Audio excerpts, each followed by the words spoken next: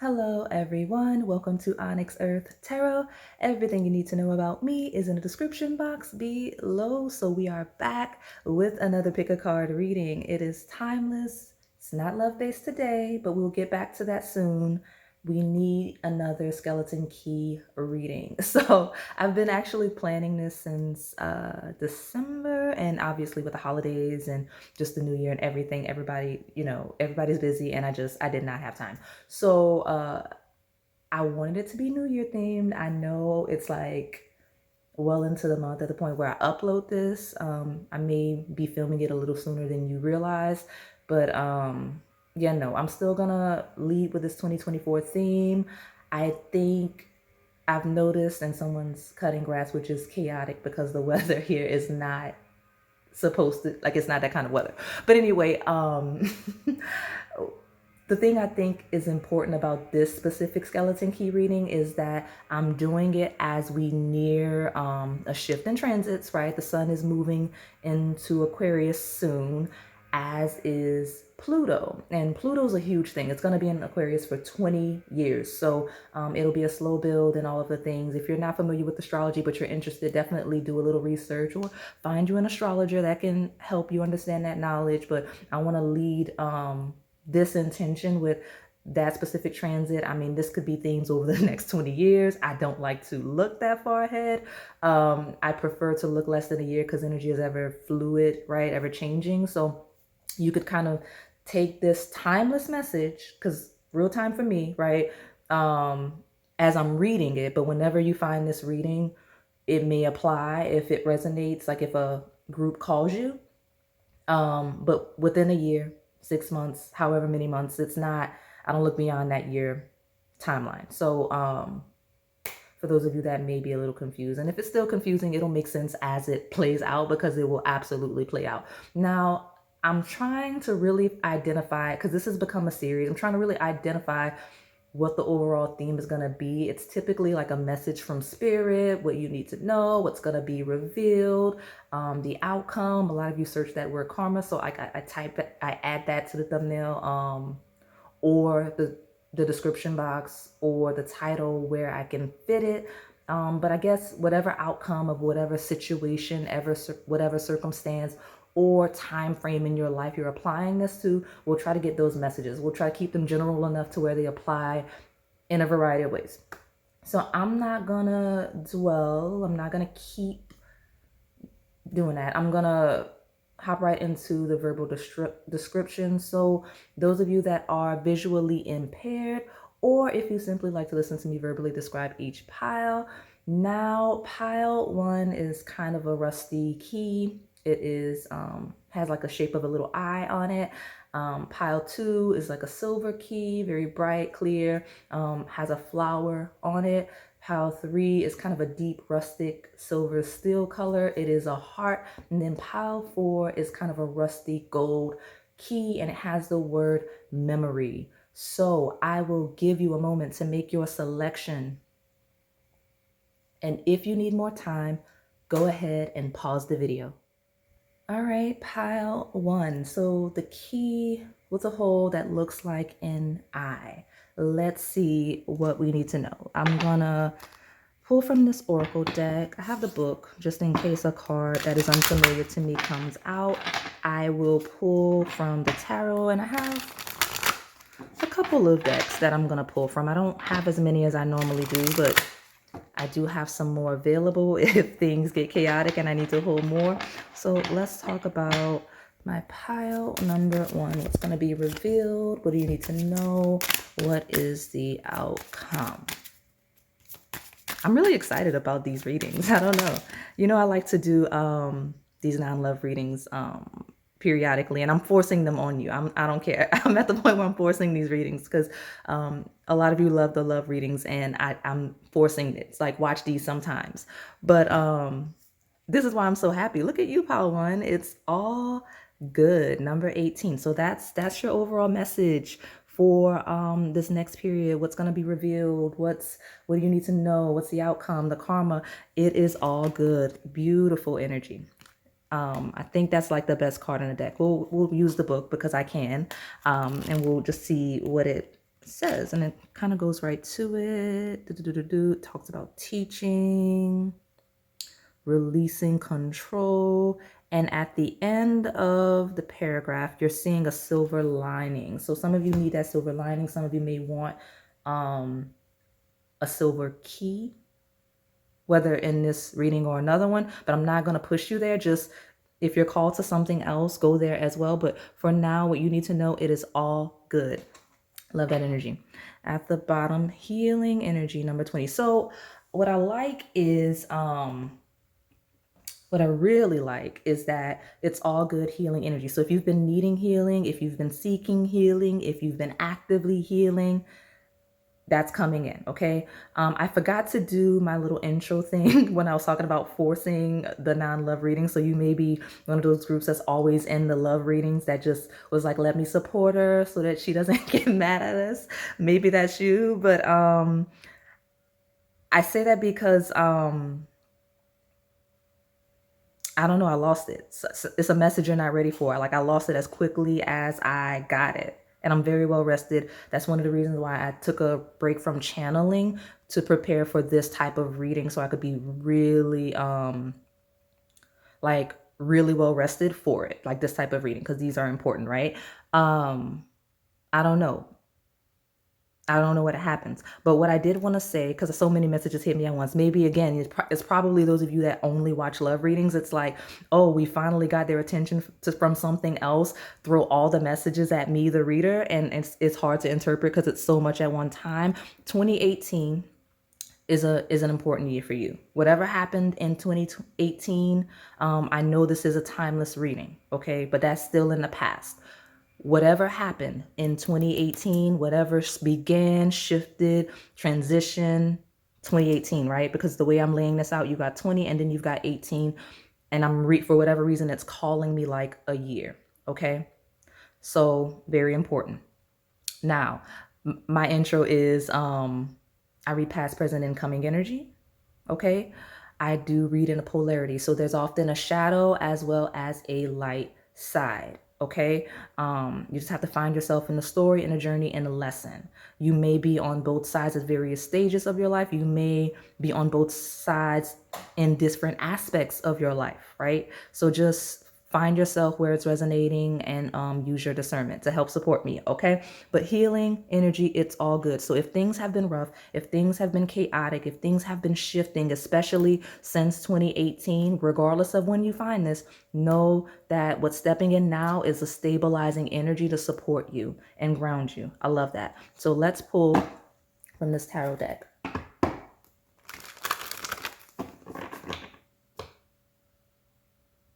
What's happening is right when I made that point of whatever's closing or clearing or stabilizing from the year 2018, right when I finalized that point, the sound of the grass cutting, it didn't go away completely, but it moved further into the distance. So I can only faintly hear it now. So you really are reaching a silver lining. You're seeing the light at the end of the tunnel, or you're at that light. Okay, just know that regardless of how you're feeling right now, at the point of you getting this reading, things are really clearing up.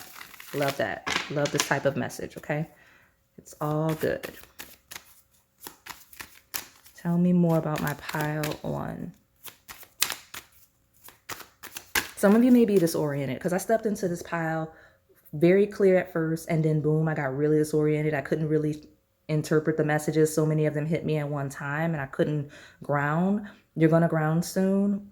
Make sure you help yourself do that because what happens is some of you in this pile, you're so comfortable, you like to be stable, and when things shift around you, you have difficulty rolling with it and you panic, right? Don't panic, roll with it. It's all good, right? That's what it was. That was that energy that hit me, okay? Like, don't overreact to things. Yeah. And that's all three of my cards that I need. Flow, stop, okay? Like, that's how it's gonna happen. Something's gonna happen, I don't know, but it'll be one card, two card, flow, and then boom, okay?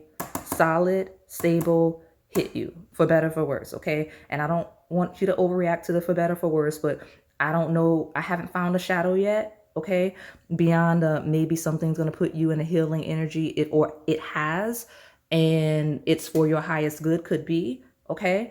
But flow, boom, okay? That's how it's going to happen, all right? But it's always for the positive, yeah.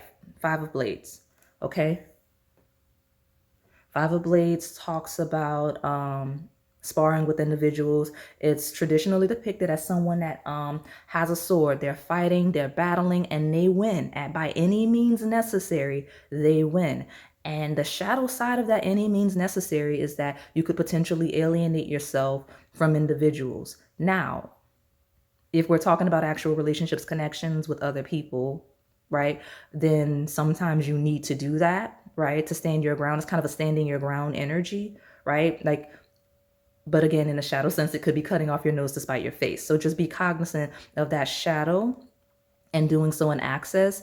But I just want to make sure you know we're getting a Five of Blades energy. So something coming in regarding any battle you've been doing, especially if this is historical energy, right? The healing from needing to do that. Some of you, this is a past energy, this Five of Blades, of you having to kind of cut off certain connections, of you having to just fight for yourself, your independence, just battling for what is truly yours. You know what I mean? Battling for what is right for you and or other people. It's showing that you're in a healing stage from that, if it's historical, and it's going to be fine, right? Especially if this is like present energy.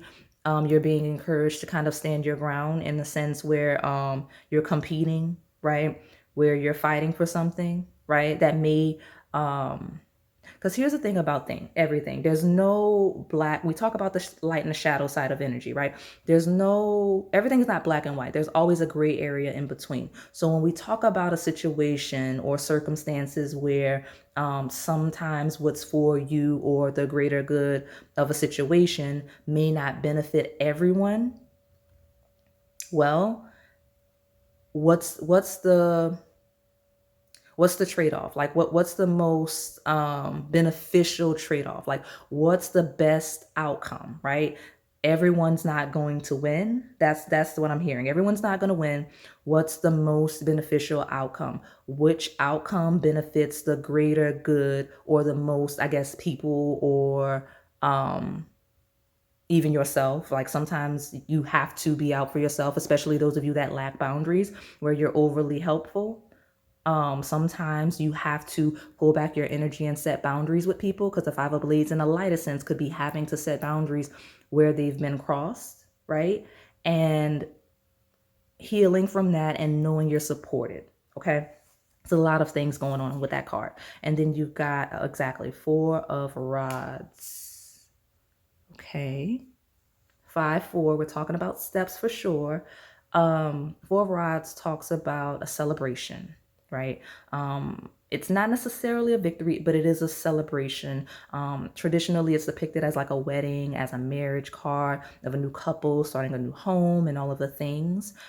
So basically, when we talk about like someone stepping into a new era of life, right? Ascending, taking those next steps towards development and growth and evolution in their life. Like it's those rites of passage. I'm hearing the word rites of passage. Okay. Someone's doing that. You're doing that. And there's people that may not be able to come along for the ride, or there's people that may try to block you as you do those things, right? And this could be historical energy. And again, you need to know it is all good.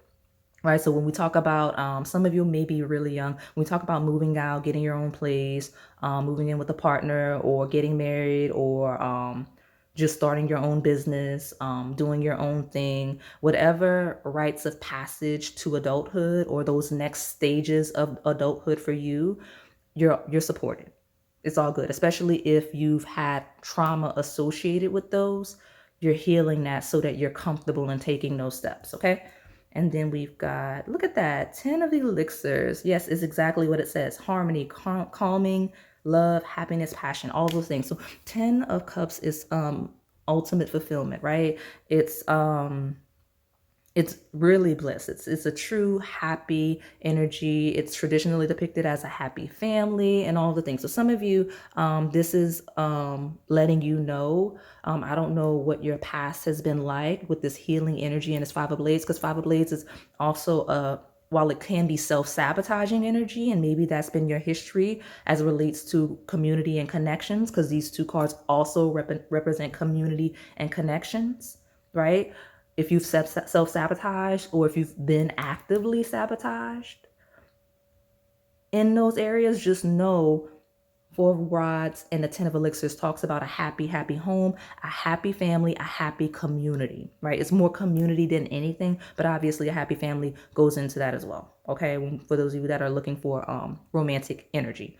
Five of Blades says, whether we're talking about past, whether we're talking about present, whether we're talking incoming, any attempts to kind of sabotage your community, your collective space, right? It could be any collective space. It could be a friend group. It could be a romantic connection. It could be work, professional, business deals, anyone that is coming in to spar with you regarding those things. You will be divinely supported, because Four of Rods and Ten of Elixirs is really happy. Like really, it's like a very, very happy space collectively, right? When we talk about relationships and connections. So love that.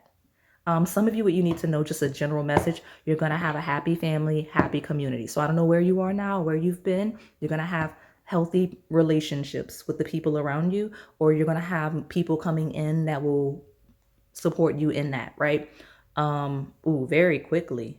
Eight of Rods. That's happening now. I don't know. Whenever you find this reading, it's like now. Some of you may be confirming, like, is it safe, right? Because with healing energy, it's all good. Some of you are confirming, is it safe?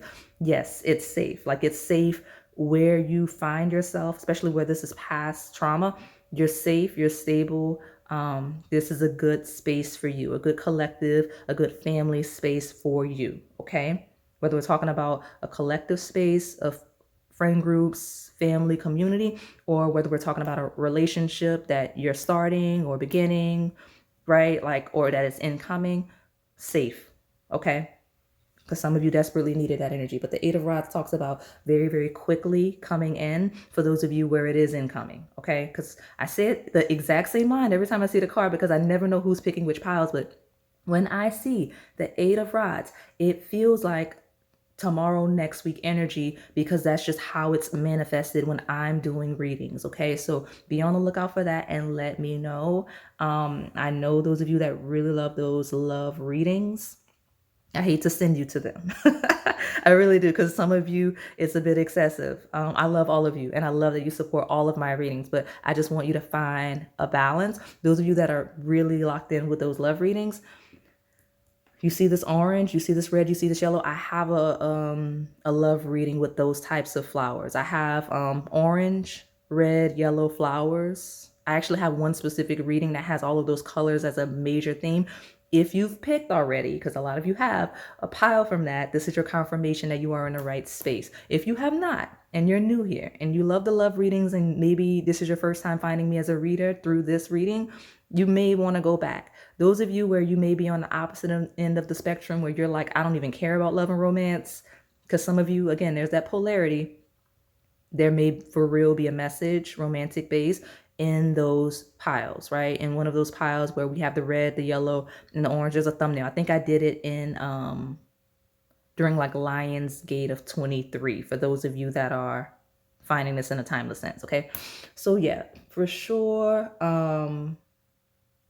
Yeah, I love this energy. Fast, safe, it's all good. Everything is working out. Beautiful energy. Okay. And for those of you where this Five of Blades, you're like, everything's good. Everything's fine. I've not had this Five of Blades. I don't know what to tell you. It's likely incoming. It will be quick.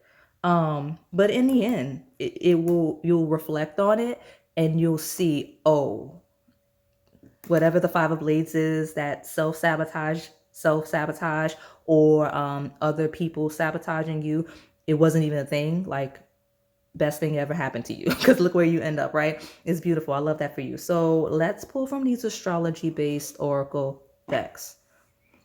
Okay.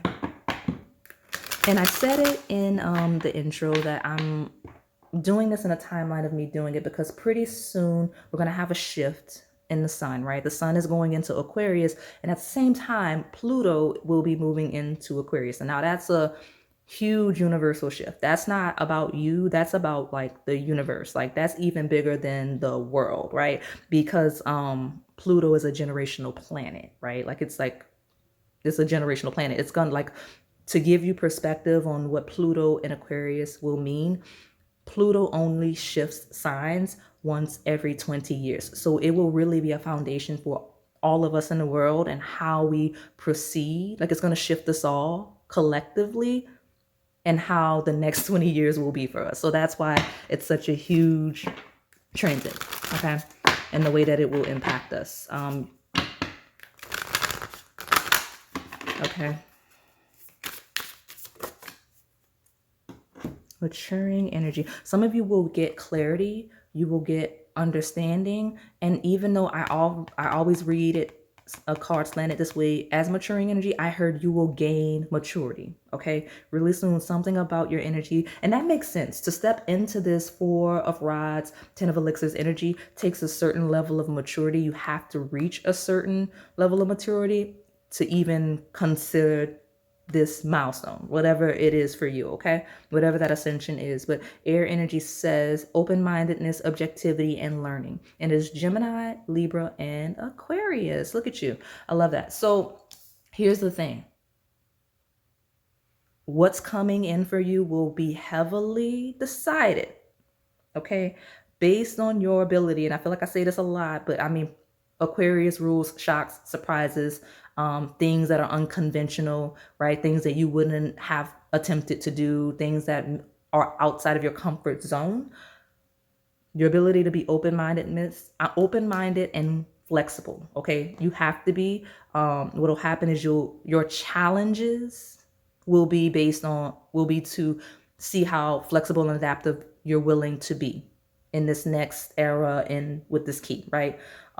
So where you resist, that's where you're going to see the shadow.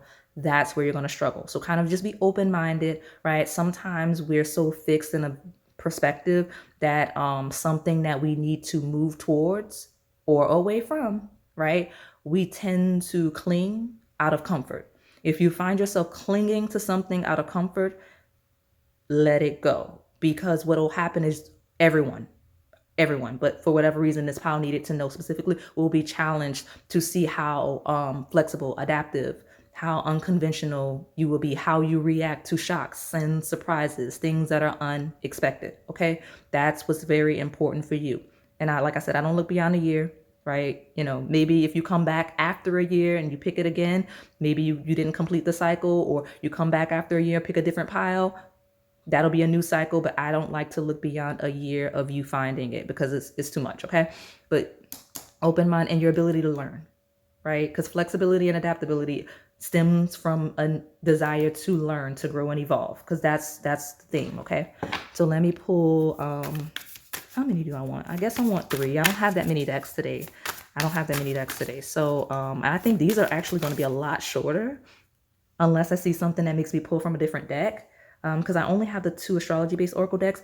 I do have a new deck that I'm excited about using. I may pull free cards from, and I may pull advice from that New Orleans oracle like I've been doing. I think that's how we're going to do it. See, I'm rolling with it. You have to roll with it. Exactly. More air sign energy. Gemini. Curiosity, intellect, and networking.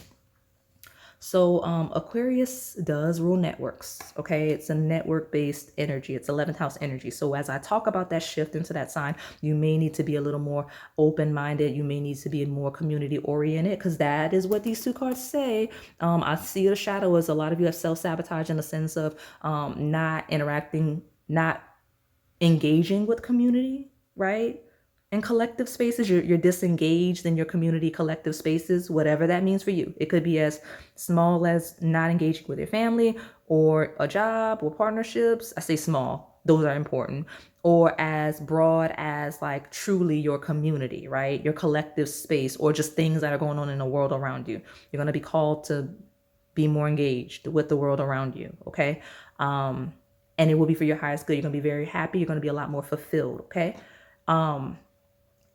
air sign energy, Gemini energy. We talk about curiosity, intellect, and networking. You will be the smartest you've ever been very soon.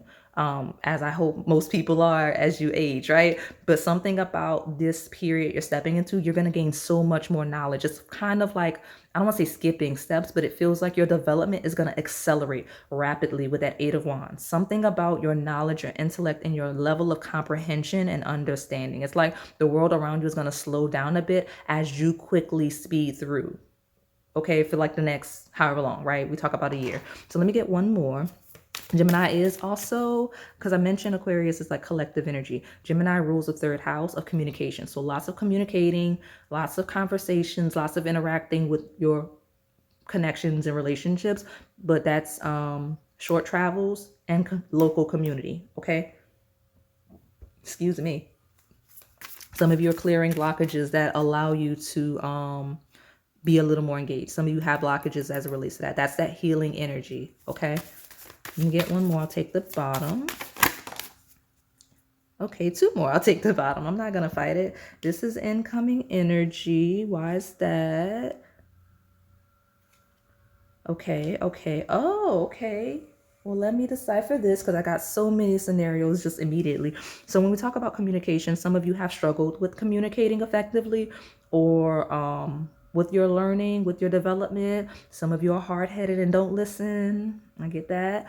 But that opposition is incoming where that's been a thing.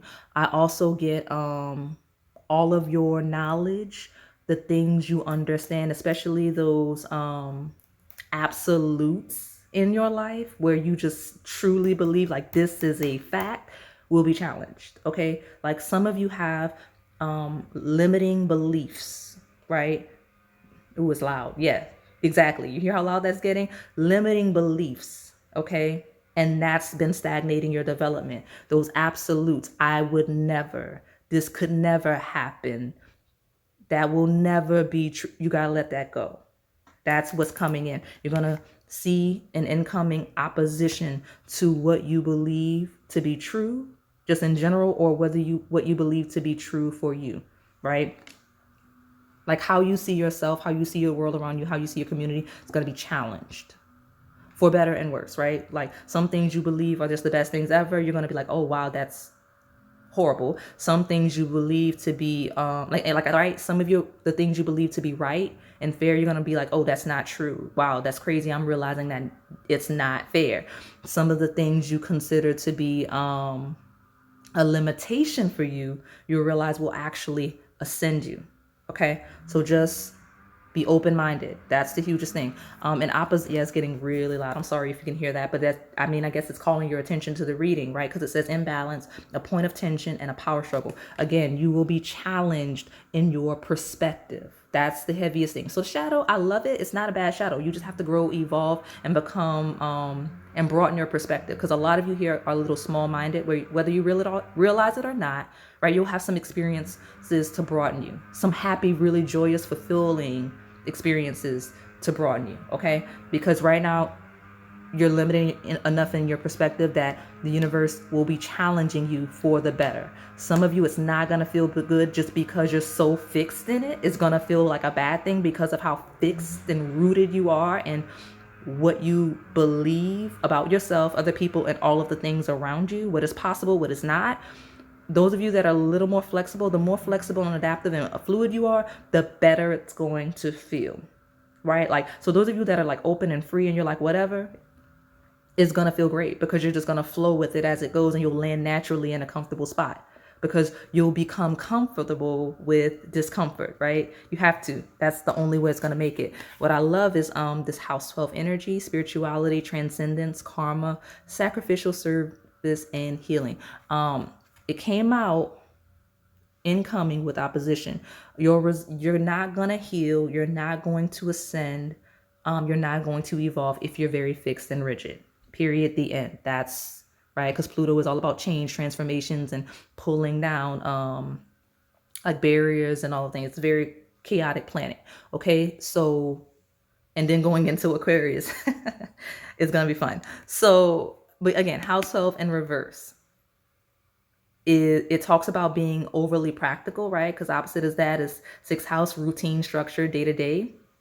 You're not going to be able to do that. But what I love is House 12 talks about illusions. So in reverse, you're not going to have to worry about veils and illusions and not understanding things, right? Like, I heard some of you don't need to know everything, leave it alone. You don't have to know everything. That's not how life works. But I also see, let's see, what else am I getting? Those of you where you have issues with 12th house themes, right? Issues, right? We're talking about mental health, hospitals, imprisonment, mental entrapment, addictions, all of those things. You'll clear that very quickly. Honestly, and if you don't, honestly, if you're not actively working on any of your shadow aspects, you don't really have a choice with opposition coming out with that. You will be challenged to release those shadow aspects, to face your shadow and all things and bring it to the surface so that it can heal. Because House 12 in reverse is bringing things to the surface. It's the subconscious mind and things that are hidden and aspects of yourself you're not aware of. You're going to become a lot more self-aware with this House 12 in reverse. You don't have a choice. Okay. So like, I mean, you always have a choice, but the choice is the choosing of the opposite is not what's best. Okay, I promise. So Uranus, look at that. It's a planet that rules Aquarius. Radically change. That's kind of what you're going to be called to do. And I know I'm kind of speaking to those fixed energies right now, only because they'll be the most. I mean, I don't want to say they'll suffer the most, those personality types, but you're likely to suffer the most if you don't shift. Okay, if you're not willing to pivot, if you're not willing to flow. That's why I'm focusing on that. Those of you where you're already like healing, right? Because some of you have already, this is past energy of the fixed energy of not being self-aware, being very fixed in your perspective. That's a historical thing. Like that's been you and you're not that anymore, or you're growing beyond that. All is good. Like it's all good. Like you got 4 of rods, 10 of elixirs, like, you know, coming in very rapidly. Things are changing immediately. Like it's going to be great, like a fantasy. I'm not even going to lie. 4 of rods and 10 of elixirs feels like a fantasy life. Whatever that means for you. It's different for everyone. Everyone has a different ideal life. So yeah, I mean, those of you on that lighter side where you're already kind of ready for this challenge of, okay, am I flexible? Am I adaptive? Can I pivot? Am I open to new experiences and people and such? You'll be fine. It's going to be amazing. Okay. It's going to be amazing. Those of you that are going to be a little bit challenged, it's going to be amazing. What I see happening for those of you in the middle where you're kind of fixed and not as adaptive, you'll feel the challenge and you'll be like, oh, well, maybe let me just be a little open-minded. And the more you'll see something good happen. And the more open-minded you become, the more you'll see good things happen, right?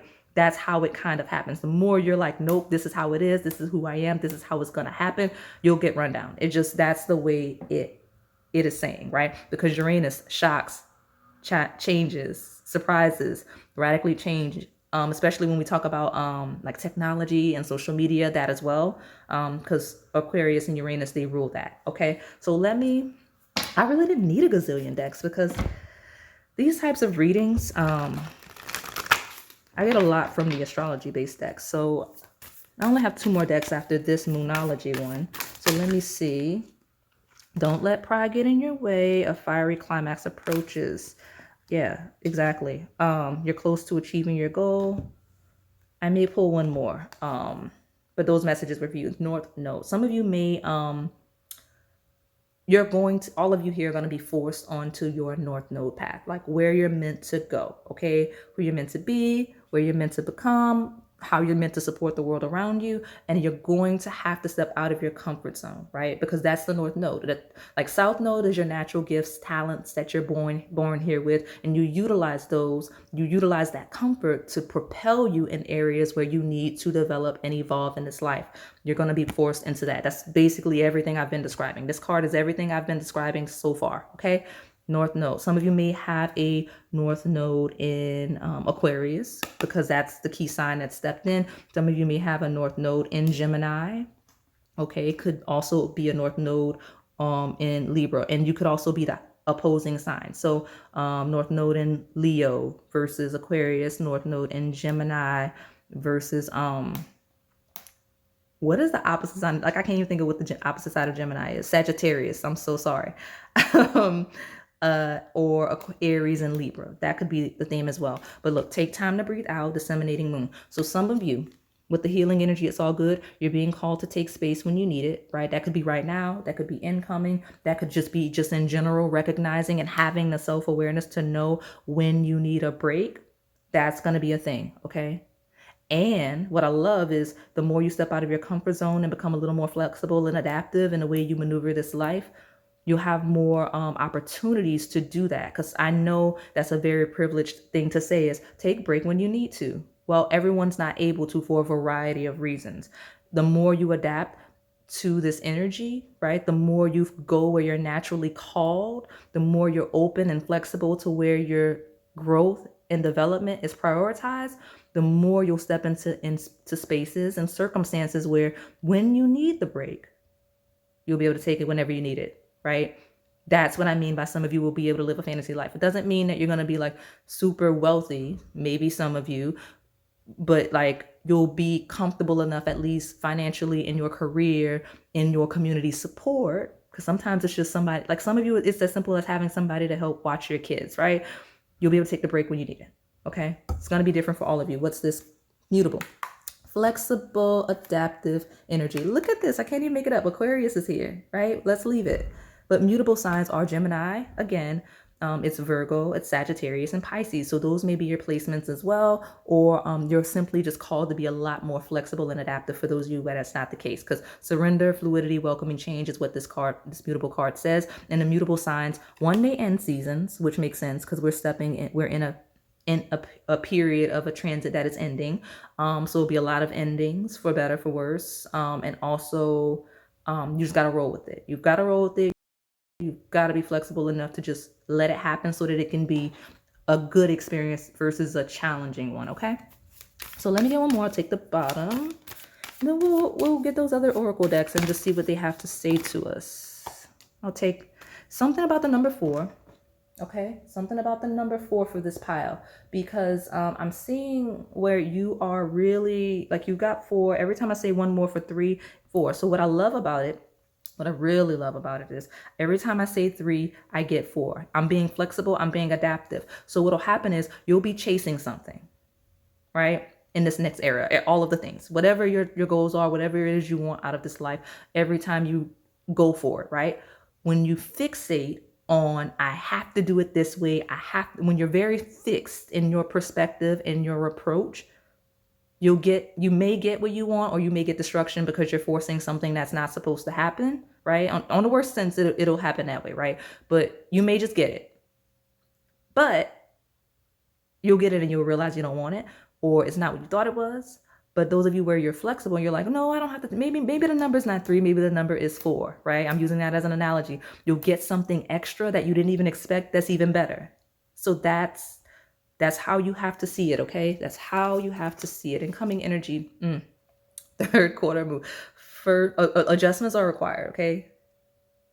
You may see a lot of things shift during like third quarter phases, because that's my first moon phase on the table, actually. So third quarter of the moon, okay? Something about third quarter moons, and adjustments. So things may shift prominently during those periods of the month for you, or that just could be an analogy for something else where it applies. Take it how it resonates, but adjustments are required, okay?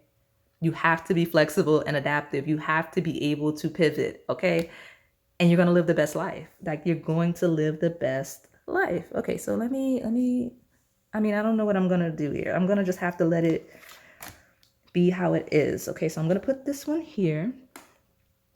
Step out of your comfort zone. Take time to breathe out. Adjustments are required. Anytime you feel anxious, don't ever move from anxiety, right? Like, it's all good. Things are fine. You'll self-sabotage if you rush and move from a place of anxiety. Like, give your time to think things through, right? Do things that make you uncomfortable, right? Right? Like, sometimes if you have something presented to you that makes you uncomfortable, sit with it for a little bit and recognize where it may benefit you. And if it truly makes you uncomfortable, then you're either not ready for, I'm saying something nobody wants to hear. Then if it makes you uncomfortable, you may just not be ready for that lesson yet. You may have to circle back to that lesson it'll return to you for sure, because it's a lesson of development, spiritual development that you have to pass, or you'll, right? Yeah, for sure. Or you'll realize, okay, let me be open-minded. You'll do it, learn the lesson, and move to the next one, right? So yeah, your commitment is being tested first quarter moon. So a lot of you, especially really early, really early. Okay, your commitment is being tested. And what is that? It's not necessarily going to be easy. Being flexible and adaptive, and when you have a personality that may be a little fixed, a little rigid, it's going to be challenged, and it's not going to be a linear line. It's going to be up and down, but it's all good regardless, right? Like sometimes you may not feel ready. You may not feel called to be as open-minded as a certain situation calls. It's okay, right? To pass up the lesson, right? You're not going to it's like, think of it as school. You're not going to make straight A's all the time. Sometimes just take the B. Sometimes the C, if you don't have the energy, fail. It is what it is. It'll circle back. You'll pass at some point, okay? So don't put too much pressure on yourself in that sense. Just do the best you can, okay? It's time to release negativity, full moon in Scorpio. So the full moon in Scorpio may be key. Let me put this in frame. I don't want this out of frame. Bear with me. I'm making space. I mentioned 2018, and me touching these cards reminded me of that. So maybe the full moon in Scorpio of 2018, go back to that time period and let me know. I mean, let yourself know, really. I don't need to know what happened during the full moon in Scorpio, okay? What have happened during Taurus season of that year, or the upcoming for you full moon in Scorpio may be monumental. It's my only moon phase, okay? So Scorpio season, not Taurus season, will be critical for those of you watching this, whether in real time or if we're talking about the whichever one comes after you see this, okay? Full moon in Scorpio, okay? May even be something happening with a shifting of nodes, okay? All right. So let me pull from this new deck that I have. I'm really excited about it. It's the Talisman Oracle. I don't know. I'm going to take however many cards come from it. I'm not ready to take any though. I think the number is 4 because 4 just tried to come out, but I wanted to shuffle first. So let me see. Tell me what else we need to know for my pile number 1. What will be revealed? What do you need to know? What's karma? The outcome. That's actually 2. Commitment will be tested. So this will be regarding your commitment being tested, especially for things that are early stages, okay? Banish a curse, finding love. Oh, that's precious. Healing, energy, it's all good. So those of you, we're talking about community and we're talking about romantic connections as well, right? Like I'm leading with community because I don't want this to be a love reading, just because I have so many of them. I don't want to do things in excess, but messages are messages, okay? Banish a curse, finding love. What I'm seeing here so far is you'll clear blockages, you'll clear barriers, self-sabotaging tendencies, aspects of yourself that you're not aware of. You'll house 12 in reverse, that's under your commitment being tested, is very good in a sense of revealing people's true intentions around you, because it rules both hidden enemies as well as hidden allies. So what I love is that what's coming in for you is you will see who your hidden enemies are. You need to know that. It may not feel good, but you will also see who has secretly been supporting you, whether we're talking about just family, community, or whatever, like whatever hidden support has been available to you. And that could be a higher power. That could be truly it could be as simple as a parent that's been secretly supporting you without you realizing, or a friend that's been doing that. You'll see who's been doing that. And some of you, it will, the chaotic 5 of Swords energy, whether we're talking about past, incoming, or current, will be that some of you may realize it's a familiar energy. You've been putting your energy in the wrong spaces. You've been nurturing the wrong types of connections. So some of you have been very close to people that have been not your hidden enemies. I'll just say it like that. And you've been avoiding individuals that have secretly been supporting you. Okay. Just know that. Okay. So you need to know that. Okay.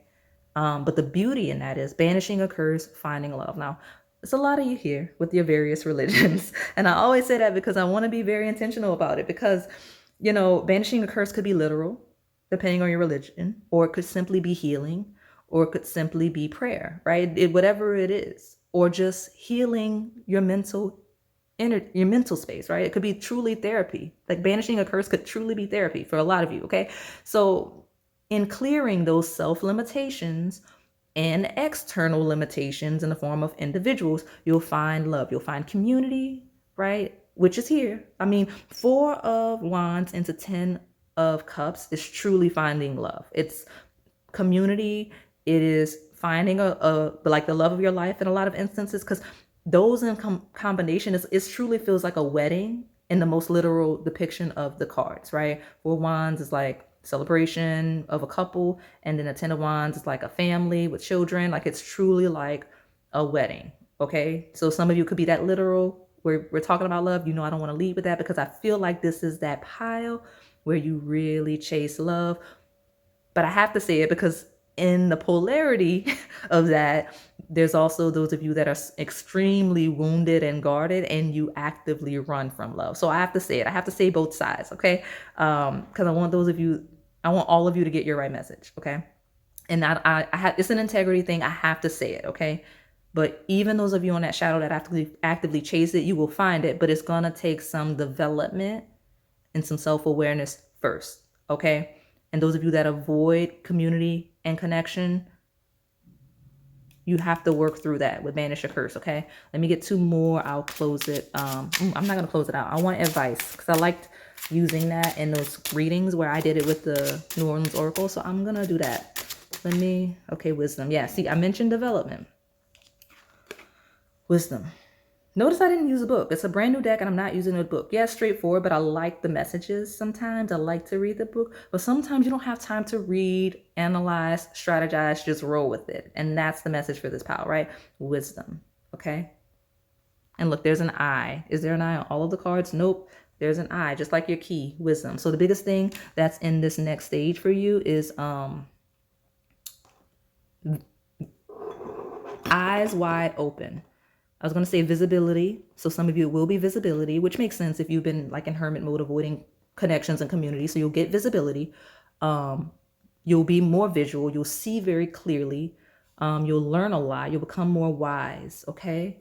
You become a lot more wise.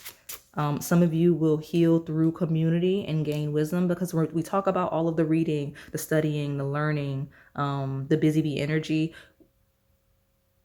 There's certain things you can only learn through experience, right? Because everybody's like, oh, heal in solitude. Yeah, whatever. That's true. And I believe in that as well. But there's certain things that can only be gained, knowledge that can be attained, wisdom that can be acquired in collective community spaces, even romantic connections, right? Like there's certain knowledge that you can only gain in those types of connections, okay? So let me get my last one from this deck. We'll pull that advice after I get this. All right. So finding love and wisdom. This is going to be very key to that. Mindfulness. Well, so wisdom, be very mindful and intentional when it comes to finding love and the wisdom that comes from that, okay? Whether we're talking about collective spaces, community spaces, or just romantic love, okay? At the bottom, you've got destiny. You're stepping into your destiny for sure because we've got the North Node. Like the North Node is here. The North Node is here. And so you're stepping into your destiny, what you're meant to do into this world. Like this is going to be a pivotal moment in who you're meant to become, where you're meant to go, what your legacy on this plane in this universe is going to be. Okay. And that's why everything's all good. That's why we've got all this healing energy. When you experience shifts, possibly setbacks, or just extreme changes, look at it from a perspective of being shifted onto your path towards your destiny. Like, this is a move that maybe you wouldn't have made on your own, or you don't have the capacity to understand enough to make the move on your own. You're being pushed there so that you can be where you're supposed to be. Okay? Don't be hard-headed. So let me close it out. I'm going to get one card that gives you advice, and I'm going to get another card that says what you need to know. And this is in my way now. It's in my way a little bit. Learn the truth. Oh, look at you. Hold on. I want to move this deck out of the way. I do, you know, that eye does remind me, I do have those of you that some of you like these readings specifically. It's a handful of you, but if you like it, you may be that owl spirit. Okay. I have bird readings up where the thumbnail has owl spirit. So that may be your pile, but what you've got coming in is learning the truths. Moon cycles may be very critical for you, but you also have financial security. I love that for you. So that's going to be part of your journey. So I'll just put this here since we're closing it out. Let me get your advice. Let me get your advice. And since it's my pile that I know the polarity of you that are here, for doing a good job, you get a heads up. I will be posting some love readings soon. There's some things I've been sorting through, some things I've been planning that I'm going to share with you. But yeah, I do have love readings coming soon. You may see it not that long in terms of days, possibly week after you see this one. Okay, so they're back. I'm back. I promise. I'm not going to stop doing love readings. Okay. That's the reward. The early notification is the reward for watching other readings. So let's see. Advice for my pile one. Okay. The commitment is being tested. Flexible, adaptive. Your commitment is being tested. So your advice, if you're feeling challenged, your commitment is being tested. It's a test. It's a lesson. Just roll with it. Okay. And okay, well, that's more information towards that. Love it. What is coming in?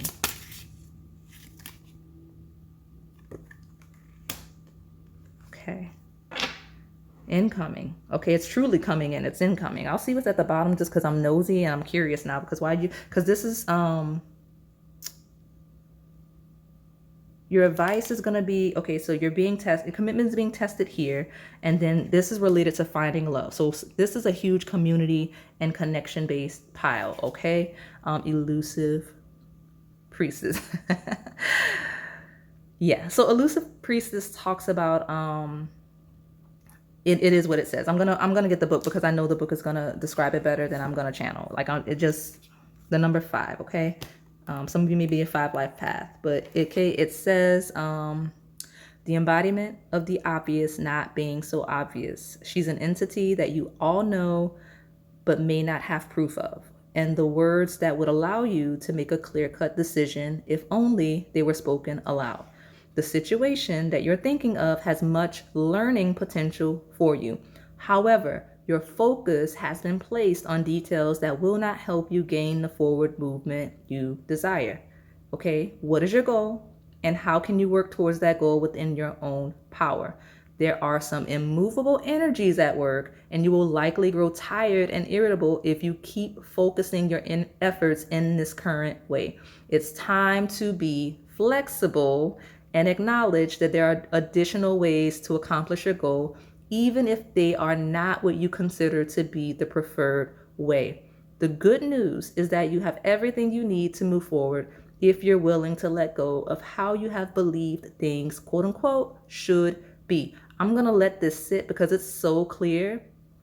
If you're a visual person, pause it and read it yourself. I don't mean to fuss, but like something like this is literally the message I've been saying the whole entire reading. Okay, don't avoid what the inevitable. Don't avoid community.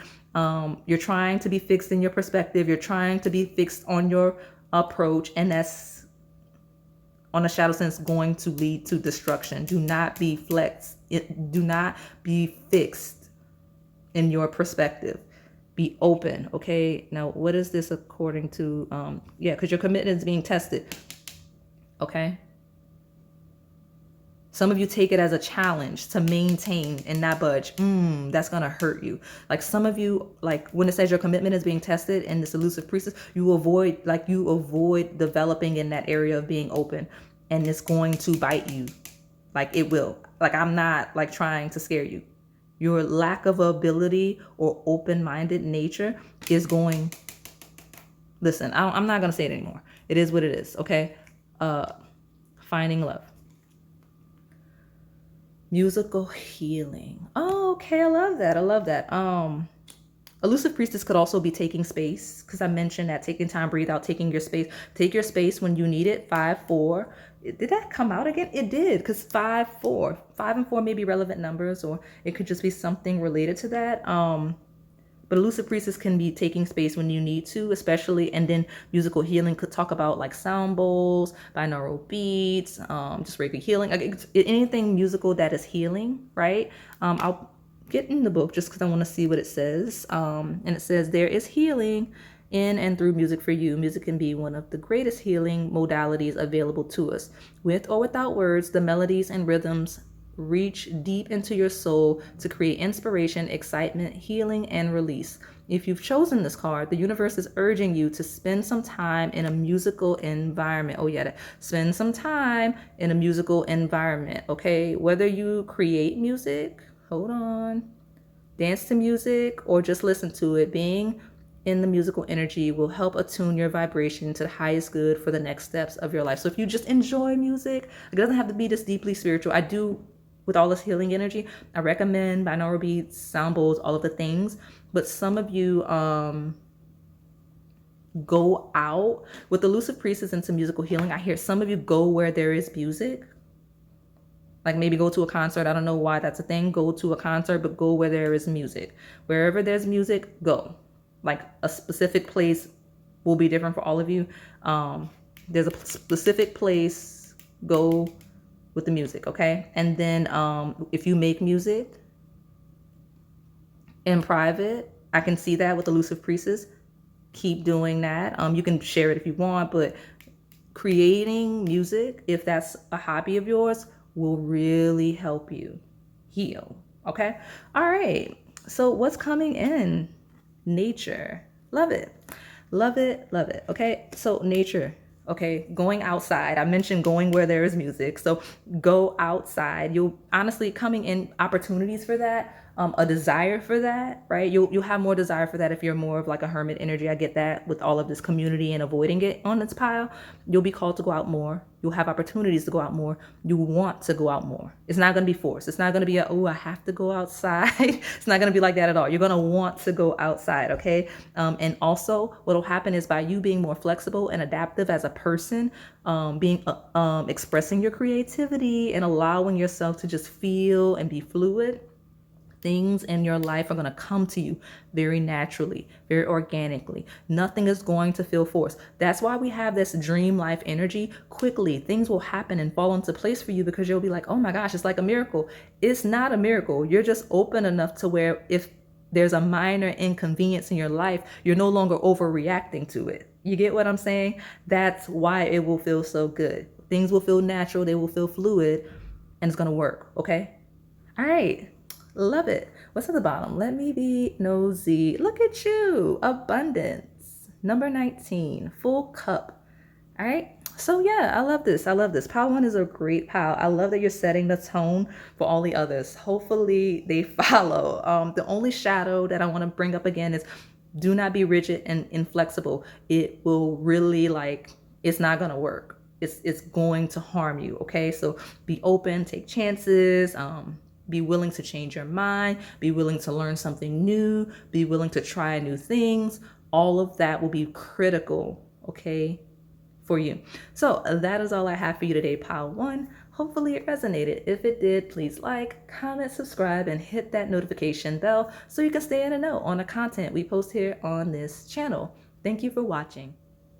All right, pile number 2. So I'm going to get into my little intro that I do for those of you that are new. But if you are new especially, your energy feels very familiar. So if this is your first time watching a reading, There's other readings for you, for sure. Go back and watch them. I do a lot of love readings. I know it sounds like I have a disdain for them. I do not, but I do want to make sure that I have other readings of this nature on the channel just for spiritual hygiene purposes. But I definitely have your energy on the channel and other readings. So if this feels like it resonates after I finish, go back. I know for a fact this is my photographic memory pile, okay? You have a photographic memory, okay? If you don't feel like you do, you're not, like, you're lacking in self-awareness. This I know, because I can see your key a lot brighter than other keys. Granted, the coloring, but like, even as I like see the thumbnail, I can see your key more, and I feel like I've gotten that energy for a different pile before in a reading, okay? So yeah, let me see. I'm gonna start with this Healing Oracle deck. Okay, I already have my flow because of pile 1, but for whatever reason, I feel like I need to kind of let the energy settle. So something about you needing to let the energy settle regarding something, okay? Make sure you do that. Let the energy settle before you overreact or react in any way. That's important. Now, my little intro for those of you that are new, I read past, present, and incoming energy. I read from a light and a shadow sense because there's often a polarity, and there's also a polarity typically of personality types. You just have to find yourself in the lesson and all of the things, okay? Could be past, shadow, incoming, light. It could be any of the things. You're going to know where you fall as I describe you if you're honest and use your discernment. All right. So, pile number 2.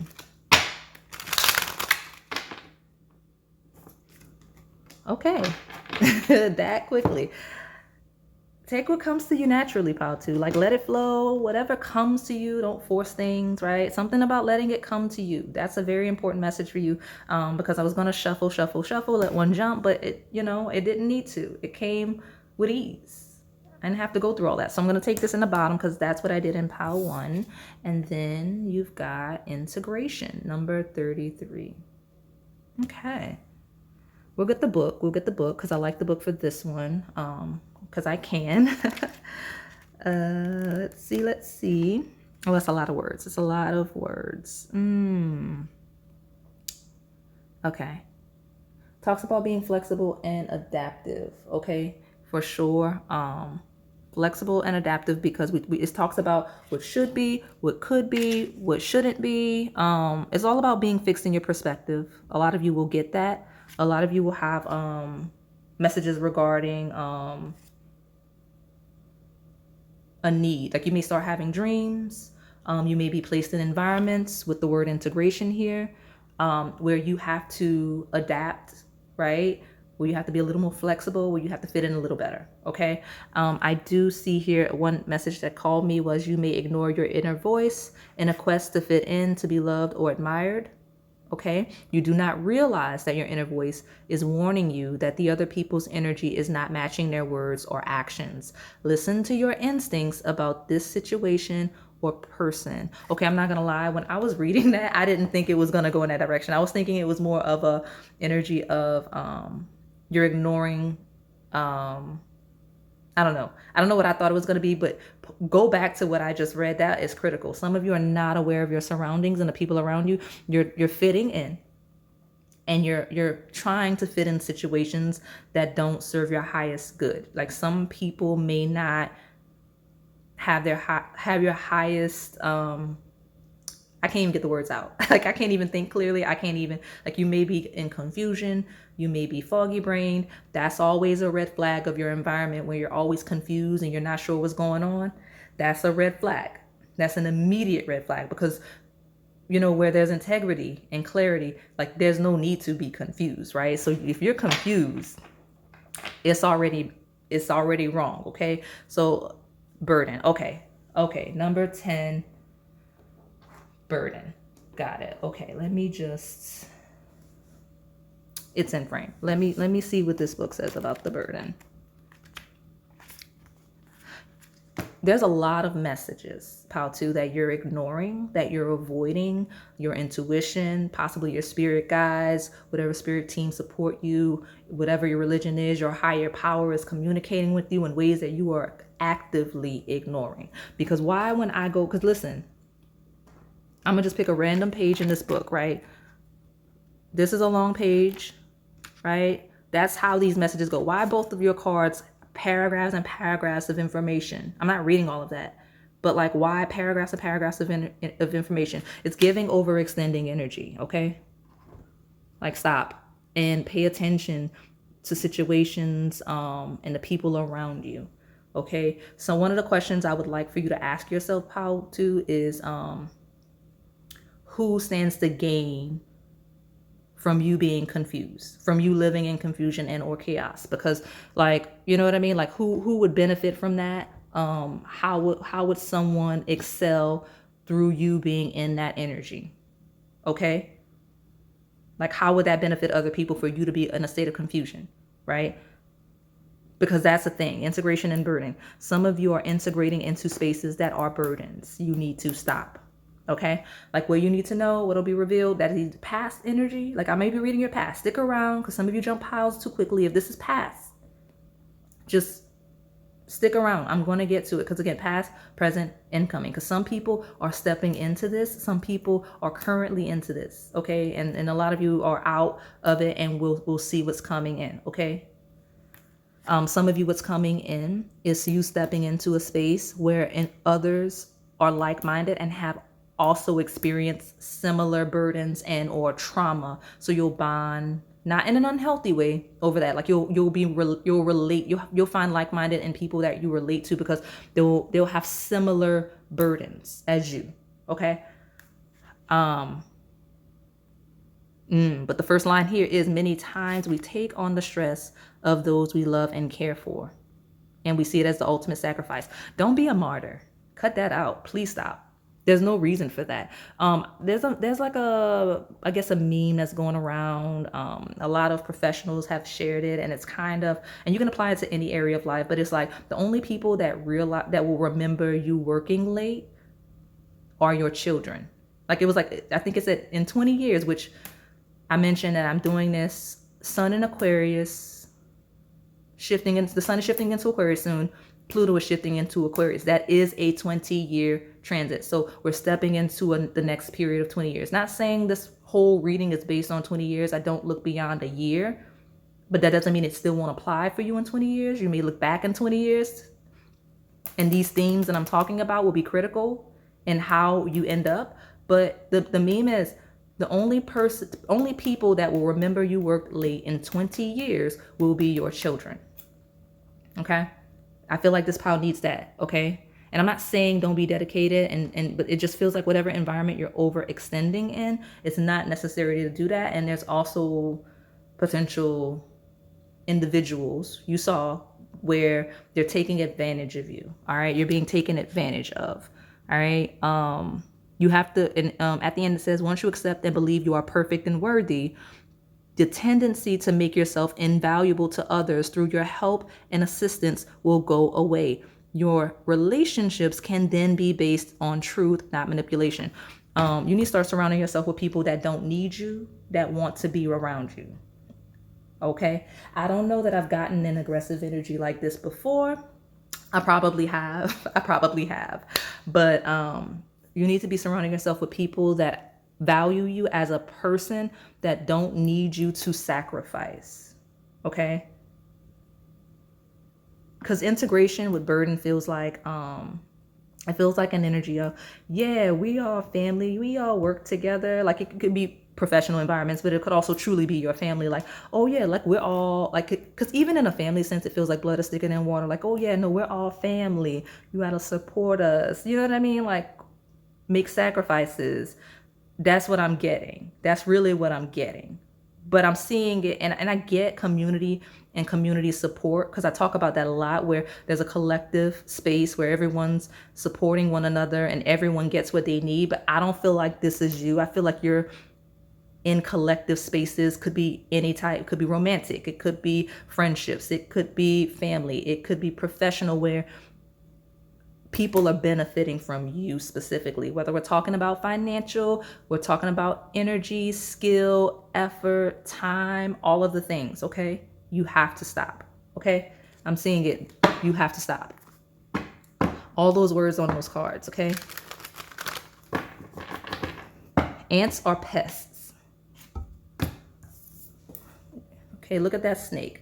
Snakes are not, I don't consider them to be dark or evil or anything like that, but depending on your cultural background or your religion, snakes, like, you know what I mean? Like that, like, you know, when certain communities you dream of snakes, you may be, it's because there is likely one or more around you, right? Ants are pests. They're pests, okay?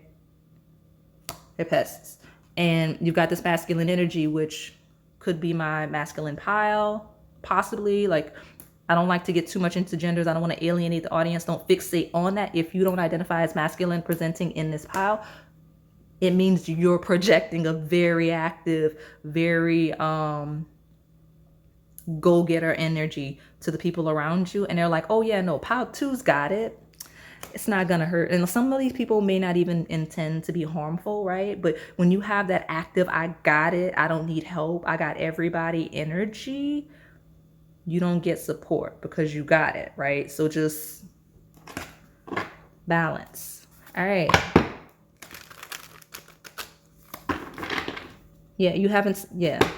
Some of you may be on a brink of burnout and you don't realize it. Be cognizant of your energy, be cognizant of your health. Some of you don't realize that if you keep going on this trajectory, it will lead to burnout. I was holding this in reverse. At the bottom was the 10 of rods, which is maxed out energy. The beauty in that 10 of rods reverse is that if you learn balance, you can avoid that, right? Let me see. Tell me more about my pile number 2. What do they need to know? It's going to be revealed. What's coming in, the outcome, karma, all of the things. Tell me more about this pile number 2. Hermit. Number 9. Okay, so the Hermit talks about self-awareness, talks about spiritual awakening. It talks about digging deep within yourself to kind of to figure out why you behave in the way you did. The book talked about it a little bit. Hermit energy talks about, and here's that polarity, needing to pull your energy back, but also possibly needing to step out of a hermit mode. Okay, and a lot of you, it will be both in different areas of life. Some of you are giving your energy, too much of your energy, to the wrong space. Some of you are withholding your energy from areas of life where you need to be more active. And it will make sense when you sit with yourself, when you see, okay, what have I been avoiding? What have I been putting off? It's time to step into that energy. Okay, where have I been giving all of my time, my energy, my resources to? Okay, I'm doing so in over access. Let's pull back into balance. That's what you need to know. Now, Hermit energy rules the sign of Virgo. Okay, that's 6th house energy. It's health, it's wellness, it's attention to detail, which you need in some areas, but you've been hyperfixated in other areas. You get what I'm saying? Like, this is where your energy is, okay? But it talks about pulling within so you can really see things for what they truly are, okay? But it is health, it is wellness, okay? It's acts of service. And a shadow, which we have here, it is overextending energy, okay? That's what it is.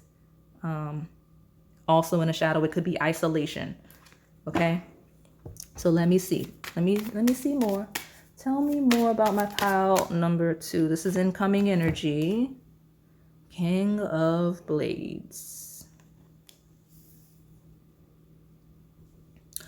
Okay, so don't fixate on what's logical. Don't fixate on what's practical. Don't get so connected to the material, right? The material as well as the mind, right? Because we've got a King of Blades, which honestly, this is very mercurial energy, very Mercury ruled energy. So this could definitely, some of you, your placements or just the energy that's really dominant in your life right now is your Mercury sign, okay? Your Mercury sign. So this would be Virgo and Gemini energy, okay? And even if you're not one of those signs, wherever your Mercury placement is, where it's dominant, because it would be obviously it would be at home in a sign of Virgo or Gemini, but whatever your Mercury is, you're overextending there, right? Like something about being so logical, so practical, so in your head, so attentive to the details that you're ignoring your instincts, your intuition. Like you're like, no, this is logic, this is fact. That's where your head is. Your head is like, no, this is logic, this is fact. This is what I know. On paper, this is what it says, so this is the truth.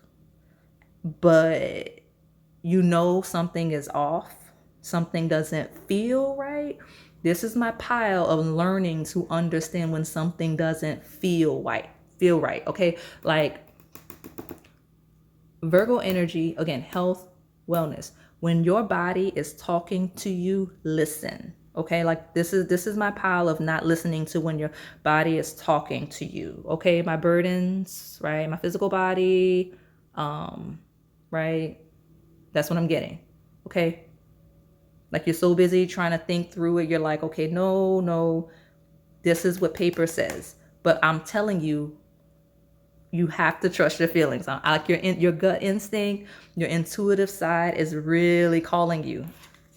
Okay, I don't care what your gender is. This is a pile that is hyper fixated on the masculine energy. I'm not gonna lie. Like you're so active, you're so busy doing, moving, planning, thinking, versus receiving, feeling. And that's in a variety of areas. That's receiving support, receiving love, receiving like connection, receiving the appropriate knowledge, receiving the appropriate treatment, right? Like this, you may not be eating or drinking enough water the way you should, right? Like it's something about this pile. You lack receptivity, not just in your mind, but like physically too. And by you having that energy, it's throwing everything off. Let me pull this other card. I know it's a heavy shadow, but we will get into what's coming in. I have decks specifically for that towards the end. But the only way we're gonna get to like the light side of this pile. Yeah, I just saw a shadow out the corner of my eye. There's no shadows in here. The blinds are open. It's like you're seeing things that aren't there, or you're missing signs that are. Okay, like that's the only way we're gonna get to the light side of this pile. Okay, so you have to. Let me. I'm trying to get out of this energy, honestly, just because I feel like if you're really paying attention and you're really receptive to the message, a lot of you won't be, but you will eventually. You have to change. Okay, because I want to get to the lighter side of this pile. Give me more. One more. I'll take the bottom. Tell me more what's going on. Temperance is balance. Okay, so number 14, temperance. Knight of Rods. The Knight of Rods traditionally talks about it's the fastest moving knight. Knights are fire. They're very active. They're go-getters. Like the one court card in a deck that's most likely to move is a knight. And the Knight of Fire is the one that will do so without thinking, without hesitation. So some of you are overly logical and you need to just move based on instinct. Okay? But the shadow side of that is not fully understanding what's going on around you and moving in the wrong ways. I feel like a lot of you are doing both, right? Like some of you, there's areas of your life where you need to move very actively on instinct, but you also have areas where you're just really frivolous with what you're doing without really paying attention. It's the definition of doing everything in the opposite way of what you're supposed to. I'm not saying everything, but there's key areas of your life where you should be moving on instinct and you're not, and where you're just moving without really thinking where you should be. Okay? You gotta sit with that. Gotta sit with that. All right. Woo, pile 2. I'm so glad you're here because I want this to be a smooth sail for you. And honestly, if we can cut through this, it'll be fine. Okay, I'm gonna shift because I need to see. You have 5. Okay, 2, 2, 2. Okay. King of Rods, very masculine active energy. So we've got the King of Rods that came out. So you will be stepping into in the energy of but I love, okay, look at you. I love it. Okay, so far, before I even get to what else is coming in, I'm starting to see the development here, because there's a development. You don't just sit in shadow. I'm not that kind of reader. I'm not going to say, woe is you, destruction, death, all of the things. I'm going to see where we're struggling, and we'll roll out of it where we can. This is logical mind.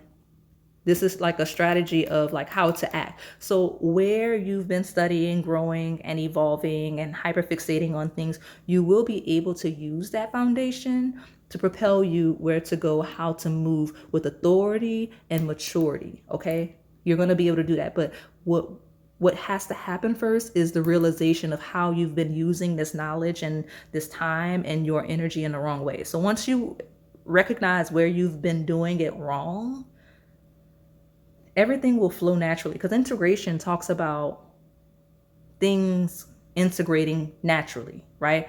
Releasing burdens so that things can flow harmoniously. That's where you're headed. And that's why you got this Judgment and this Hanged Man. And I love that these both came out. Look at you. I love it. Why? Because we talk about this we talk about this hermit. I'm so excited for Paul too, because I was a little worried for you. I'm not gonna lie. We talk about this nitpicky mercurial energy that could be considered with the King of Blades here. This is Gemini technically, because it's next to the Hermit. So Mercury, which is Gemini, Virgo, nitpicky, very logical, communication, studious-based energy. Both of these cards are ruled by the sign of Pisces, which is the opposite of that Virgo. So I love that Judgment and Hangman talks about kind of following your intuition, your instincts, kind of trusting what feels right, even if it may not quite logically make sense, because we have instincts for a reason, right? We have instincts for a reason. I'm not saying, because there's always a polarity of somebody that's been living in la la land, that's not using their logical mind at all. Like, they're not using common sense at all. But there's also people that are so hyper fixated on what they consider to be common sense that they overlook some things, and in the end feel a little silly, because it's like, it didn't feel right and it didn't make sense. Like, our intuition is what we use to help us discern when people are lying to us, right? Like, if you don't have intuition, you don't know when people are lying to you, right? Things like that. Like, you don't have to be psychic. Like, I know this is a psychic reading, and Pisces rules psychic energy. You don't have to be full-fledged psychic, but you have to have enough discernment to know, okay, this don't make sense. You know what I mean? This doesn't make sense. Like, you put two and two together, like the facts aren't adding up, right? You use the details, right? Mercury, Virgo is attention to details, and you put it, your intuition is what triggers you to start paying attention to details. You're like, no, something doesn't feel right. And then you start using the knowledge and you pay attention to, areas where you weren't paying attention. You're like, hold on. I know I'm not crazy, right? That's what's happening. And it doesn't feel good as it's happening. It definitely doesn't. So those of you where it's past, you know what I'm talking about. Those of you where it's current, it's going to be okay. Those of you where it is incoming, it will be okay, right? I promise. Because Judgment is a realization. It's an awakening, and it's sometimes a shock, but things will never be the same. Okay? Like, it's literally like Judgment Day. Okay? Like, it's, oh my gosh, it could be a shock, it could be chaotic, it could be good, it could be bad, but the awakening, the realization, like, sometimes people talk about, like, when we talk about bad things, it's like, what's the worst part? Finding out or realizing. I can't remember where I saw it. Like, I think somebody actually sent it to my phone. Like, probably somebody texted it to me. I'm not gonna lie. But like, what's the worst part? Finding out or realizing. And you find out something, which could be the Judgment, but then you also have that, you go back and you see where, dang, I got scammed. Right? Like, that's what I'm saying. I feel like this is that power. And I'm not laughing at your experience in any way. Most people have that awakening at some point regarding something. And then it's like, okay, now you know how to ascend. And I love that for you, because the Hangman talks about ascension, because it's the give it to God energy. So in the most shadow sense, it talks about something that possibly could be triggering, that makes you kind of reevaluate yourself, your life, the people around you, and or your religious foundation. I don't know. I'm getting that because Hermit and Hangman feels religious or spiritual. Because again, Hangman I see is give it to God, let go and let God card. For those of you that may be Christian, if not, just apply it, the analogy, how it fits your religion. But just kind of allowing things to play out as they should. So once you release, things will integrate as they should and it'll be fine. But you have to kind of see, you have to find out and realize in some instances where you are not living the best life, where others around you may not need to be around you. Okay. 7 of Rods. Exactly. It's a battle and it is a lonely one for the most part with the Hermit. Again, a past, present, incoming energy. Hermit is isolation. 7 of Rods is fighting a battle alone. But while it's difficult, you come out on top. Like you can win the battle. You win the battle in the 7 of Rods, okay? So going it alone, or whether that's historical energy, that's current energy, or incoming energy, like having to alienate yourself, isolate yourself, distance yourself from certain situations, connections, it will be for your highest good or has been. Okay, so I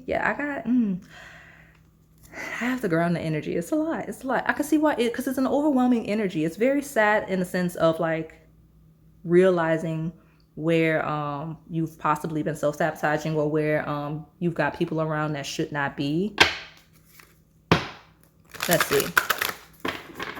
Tell me more about my pile. Number 2. You picked the flower. So the flower blooms. I would like to say, and I don't know where I'm getting this. It's channeled energy.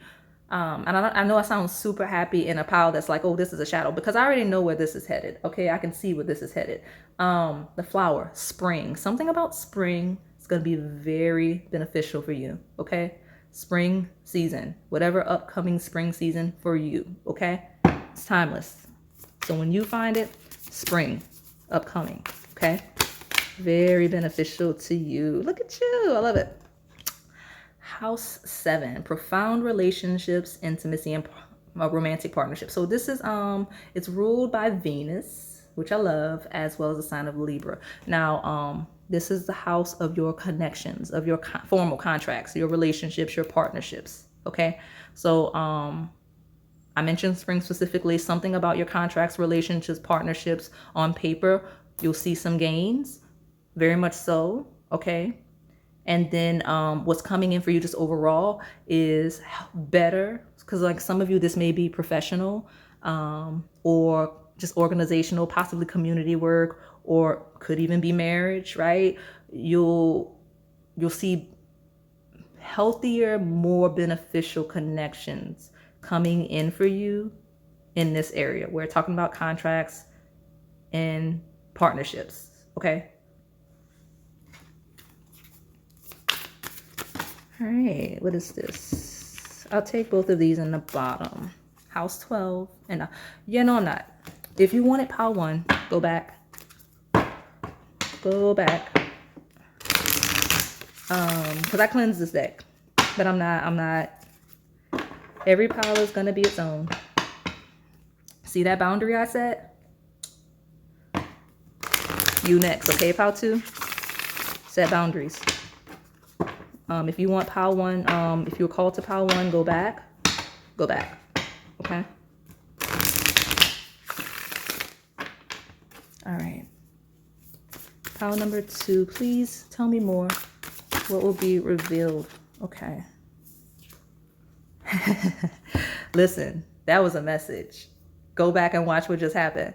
So if you want pile 1, go for it. That's fine. This is still a completely separate pile, completely separate message. I feel like there are crossovers and it was general enough where they may feel similar if it's for you to feel similar, but we got opposition just now. And I said no. And what came out instead? The opposite of opposition, ironically enough, right? Conjunction. Okay, opposition versus conjunction. So we talk about astrology. Opposition is literally what it sounds like. It's planet signs that are opposite of one another. Conjunction, it's planets that are on top of each other, right? So technically speaking, like when the sun moves in Aquarius, that could be I don't know. I haven't watched it, but it will be some sort of a conjunction to Pluto when Pluto moves over. but I don't know the timing to see how close it is. But yeah, same energy, a union, merging and coming together. Now, here's the beautiful thing. You're going to have a connection soon. You know? I don't feel like I got as mad at you as I got as, I don't know which group this is, but I feel like in Power One, I kind of got a little mad at them when they brought the the love energy in. Not because I have anything against that. Like I promise, like I don't have like a weird toxic relationship with that. I just know that people that watch a lot of pick a card readings tend to have an unhealthy relationship with love. So I try to make sure the channel is not supporting that energy. Okay. That's why we have these types of readings too. But house 7 in conjunction, some of y'all are going to have a connection coming in very soon, okay? Or current, right? And it will be deeply beneficial. It'll help you understand how to not, you won't have to overextend in the way you have been. Because a lot of you here are overextending, not just in romantic connections, but all kinds of connections. Like you don't know how to, like I feel a bit of a codependency here. Like you need to stop trying to help everybody. Okay. You cannot. That's not your job. That's not your role. Okay. Especially to your detriment. What's this? Yeah. I'll take them. You've got Gemini, curiosity, intellect, and networking, especially when we talk about like sharing your knowledge. Okay. And then we've got fire, confidence, optimism, passion, and bravery, which is Aries, Leo, Sagittarius. Okay. Let's see.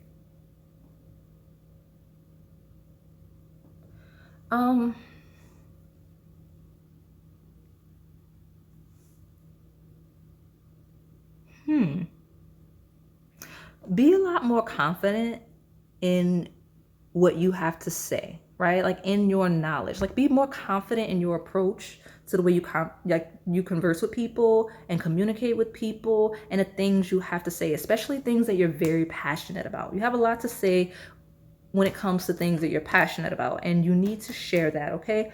I feel like for this pile, you need to do that, okay? Like if you're feeling very passionate about something, open your mouth, okay? Have to. It's not going to work. Okay. That's very important. A lot of you are going to find your passion, right? A lot of you are avoiding your passions, things that you're very passionate about, or things that would make you feel more fulfilled. And you're not going to do that in the next era. You're going to find a harmonious enough environment situation where you're able to just fit in a way and be yourself without limiting yourself or being taken advantage of. Okay. Yang. Yeah, look at that. Okay, so yeah, this is definitely, especially with the two kings, this is like a very masculine energy. And like I said, we talk about like active and overextending energy. That is that environment. I feel like this is a pile where maybe a lot, and it makes sense because a lot of the masculine presenting individuals on the channel, it's not that many of y'all. You let me know sometimes, especially in the comments, that you like these readings, which says a lot. Pay attention for those of you that are very hyper fixated in the receptive side or the feminine presenting. But a lot of you prefer these readings. So it makes sense you would pop up. Those of you where you're not identifying as masculine presenting, could be a masculine energy presence in your life where this energy is focused, or that's just you. That's just you. And there's nothing wrong with that because we all have masculine, feminine sides. But you have to balance them because you don't want to be too receptive, independent, and needy. But you also don't want to be too active, aggressive, and pursue because you burn out, okay? Or overextend, okay? So you have to find a balance because that's the thing of this. You're too active. You're too giving. You're too extending, okay? And that's why you have this yang, okay? It says proactivity, expressing, doing, and forward motion. I saw doing too much, okay? All of the yang, active, sides, okay? For sure. So let me pull from this Moonology and then I'll close it out. I have one more deck after this that is a new deck, so we'll get more details from that one and I'll get you advice and what you can truly see coming in from that New Orleans Oracle. All right, let me see. Tell me more. What do we You've already gotten what you need to do, and you have to do it. If you don't, like, it's not going to be good if you don't do what I'm telling you to do. Let me see. Tell me more. What does this pile need to know? What's coming in? What's coming in?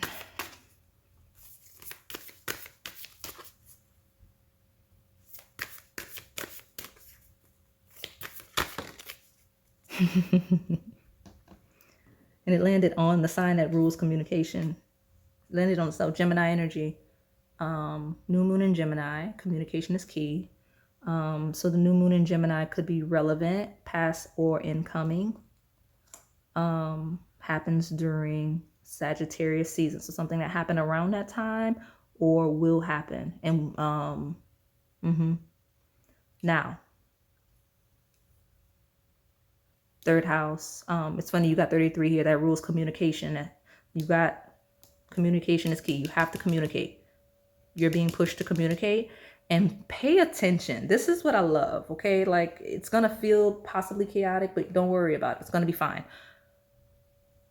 The more you communicate, the more you'll see clearly, right? The more you communicate and like really listen to the responses, the more clarity you're going to receive. Okay. Now, Gemini, now that it's on my table 2 times, rules, actually technically, because I have this combination, I would consider it to be on my table 3 times. Third house of communication, right? Of localized energy, of short travels, of community, okay? Integration, okay?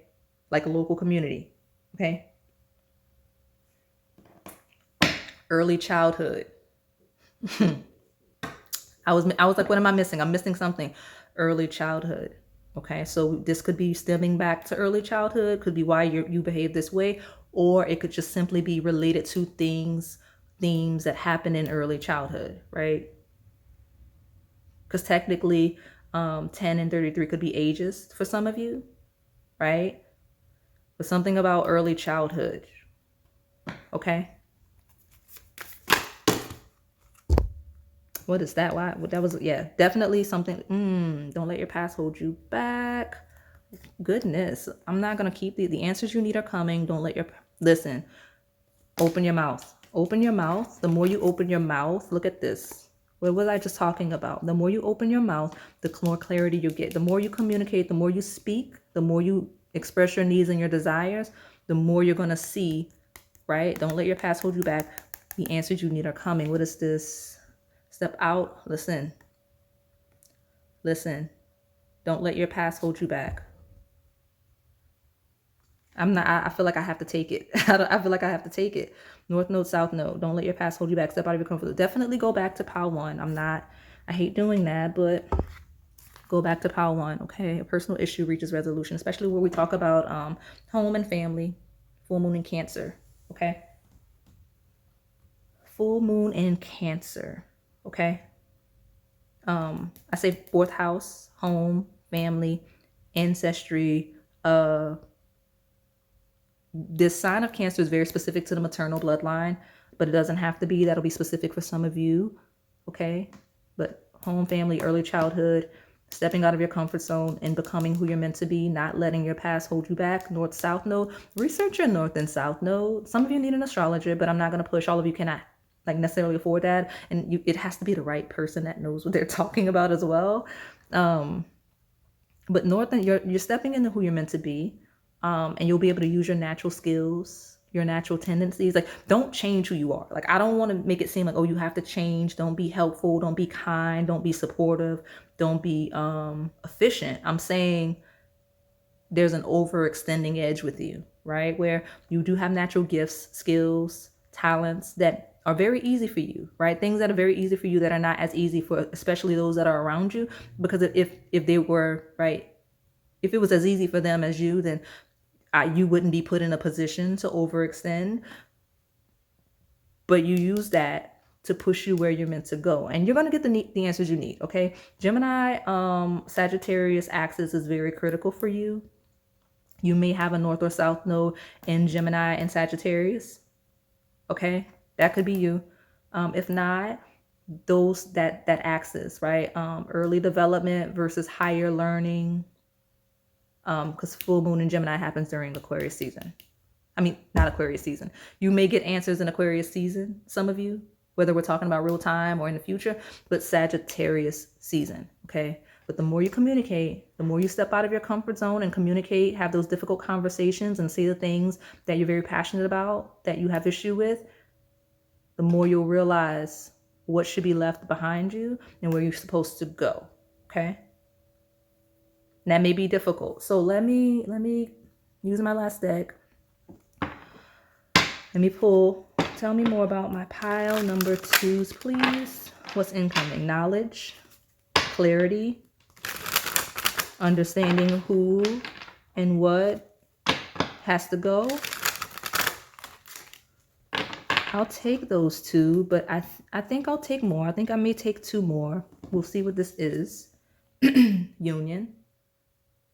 Oh, look at that. I love it. I love it because this pile sounds so shadowy, and it's because you have to find balance, and I don't want to like rush over that because it's super important to the benefits. If I haven't been clear because I've been so fixated on what to do and how to go about things, integration, right? You are getting family, you're getting community, right? Specifically, I got energy underneath here of conjunction and the 7th house. You'll get the right partnerships, you'll get the right her business deals, you'll get the right support, the right types of family, the right romantic partnership, right? You'll get that. You'll find union with your tribe, the people around that, the people that should be around you, people that make sense for you. I get it. You know, with Pluto shifting into Aquarius, that is collective energy, because there have been key themes of community, collective energy, of relationship-based energy. So you will get union. You have union coming in. Look at you. Where is it? It's King of Wands is passion, but you have passion here. You got passion twice. You have a lot of passion. You'll feel a lot more passionate about life. You'll be very passionate in whatever connection is coming in with conjunction in the 7th house. Okay. Find a lot of passion in your romantic life. But you can't cling, okay, to old habits and burdens, okay? So let me see if I can get 2 more. Take the bottom and we'll see what that new oil. Okay. How many? 5. Okay, 5. We'll take it. We will take it. All right. You're going to be stepping onto your path for sure. And the beauty of it is, what I love is once you find balance, because North Node comes into South Node, your North Node will put stepping more out of your comfort zone, will put you in a position to become more comfortable and to step more into your South Node skills and gifts, right? That's your comfort zone. That's where you're naturally gifted. I keep saying that because this is where you're naturally thriving and this is where you're meant to grow. The more you naturally roll with where you're supposed to grow, the more comfort you're going to step into, right? The more comfort you're going to step into because you won't be resisting, okay? All right.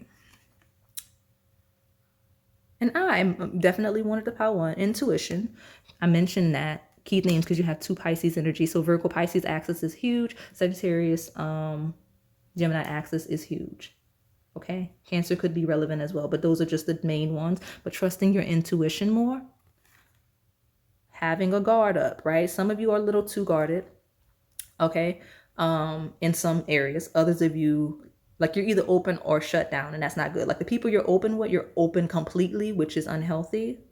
And the people that you're guarded against, like, you're very hard to connect with, right? So don't be that way. Use your discernment, trust your intuition, and manage your energy accordingly. Like, stop giving all of you to people. I'm not saying don't be loving, don't be supportive, and don't like merge with people. Specifically when we talk about like friendships and romantic connections, I'm just saying don't like lose sight of who you are and your personal identity in your desire to connect with family, community, romantic partners, okay? You need a boundary. That's what defense talks about, okay? Some of you need a little more defense in your life where we talk about like that boundary, that barrier, that strength of protection, okay?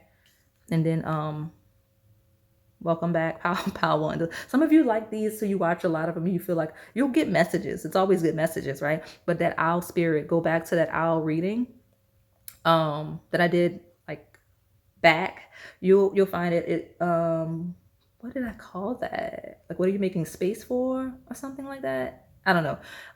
There's an owl pile on my channel. I don't have that. Maybe if you scroll, if you find it, if you care enough, find it. There will be messages for you there. But learn the truth. You're getting the truth, and you need to get the truth, because there's a lot going on that you don't see that you need to know about. Okay.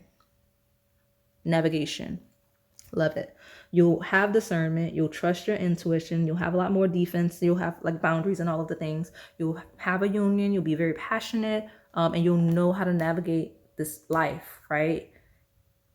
Like, you'll be very comfortable in navigating this life, because in you opening up to where you're supposed to go, you will be able to fully utilize where you're already comfortable. Okay, that's what's gonna happen. Okay, so let me. I'm gonna close it out. I really liked doing this in the other readings. I'm gonna take from my New Orleans Oracle deck. I'm gonna take one card that's advice, and then I'm gonna take another card of what you can truly expect to come in for you. All right, give me the advice for my pile twos.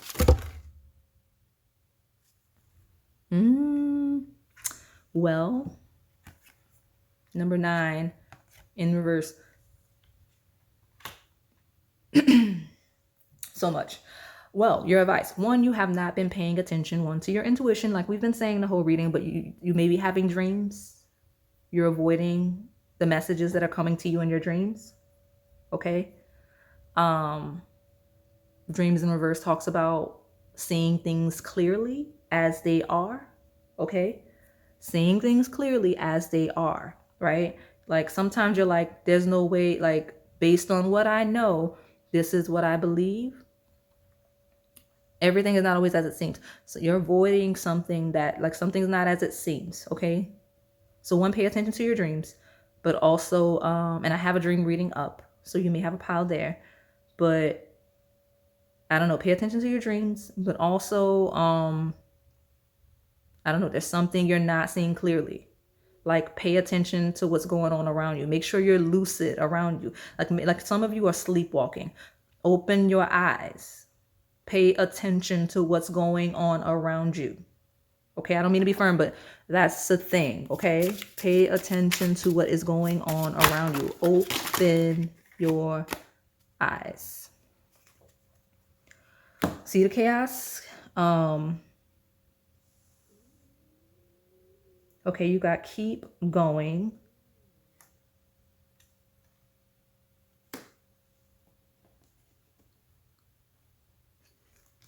Okay, when you learn the truth, right?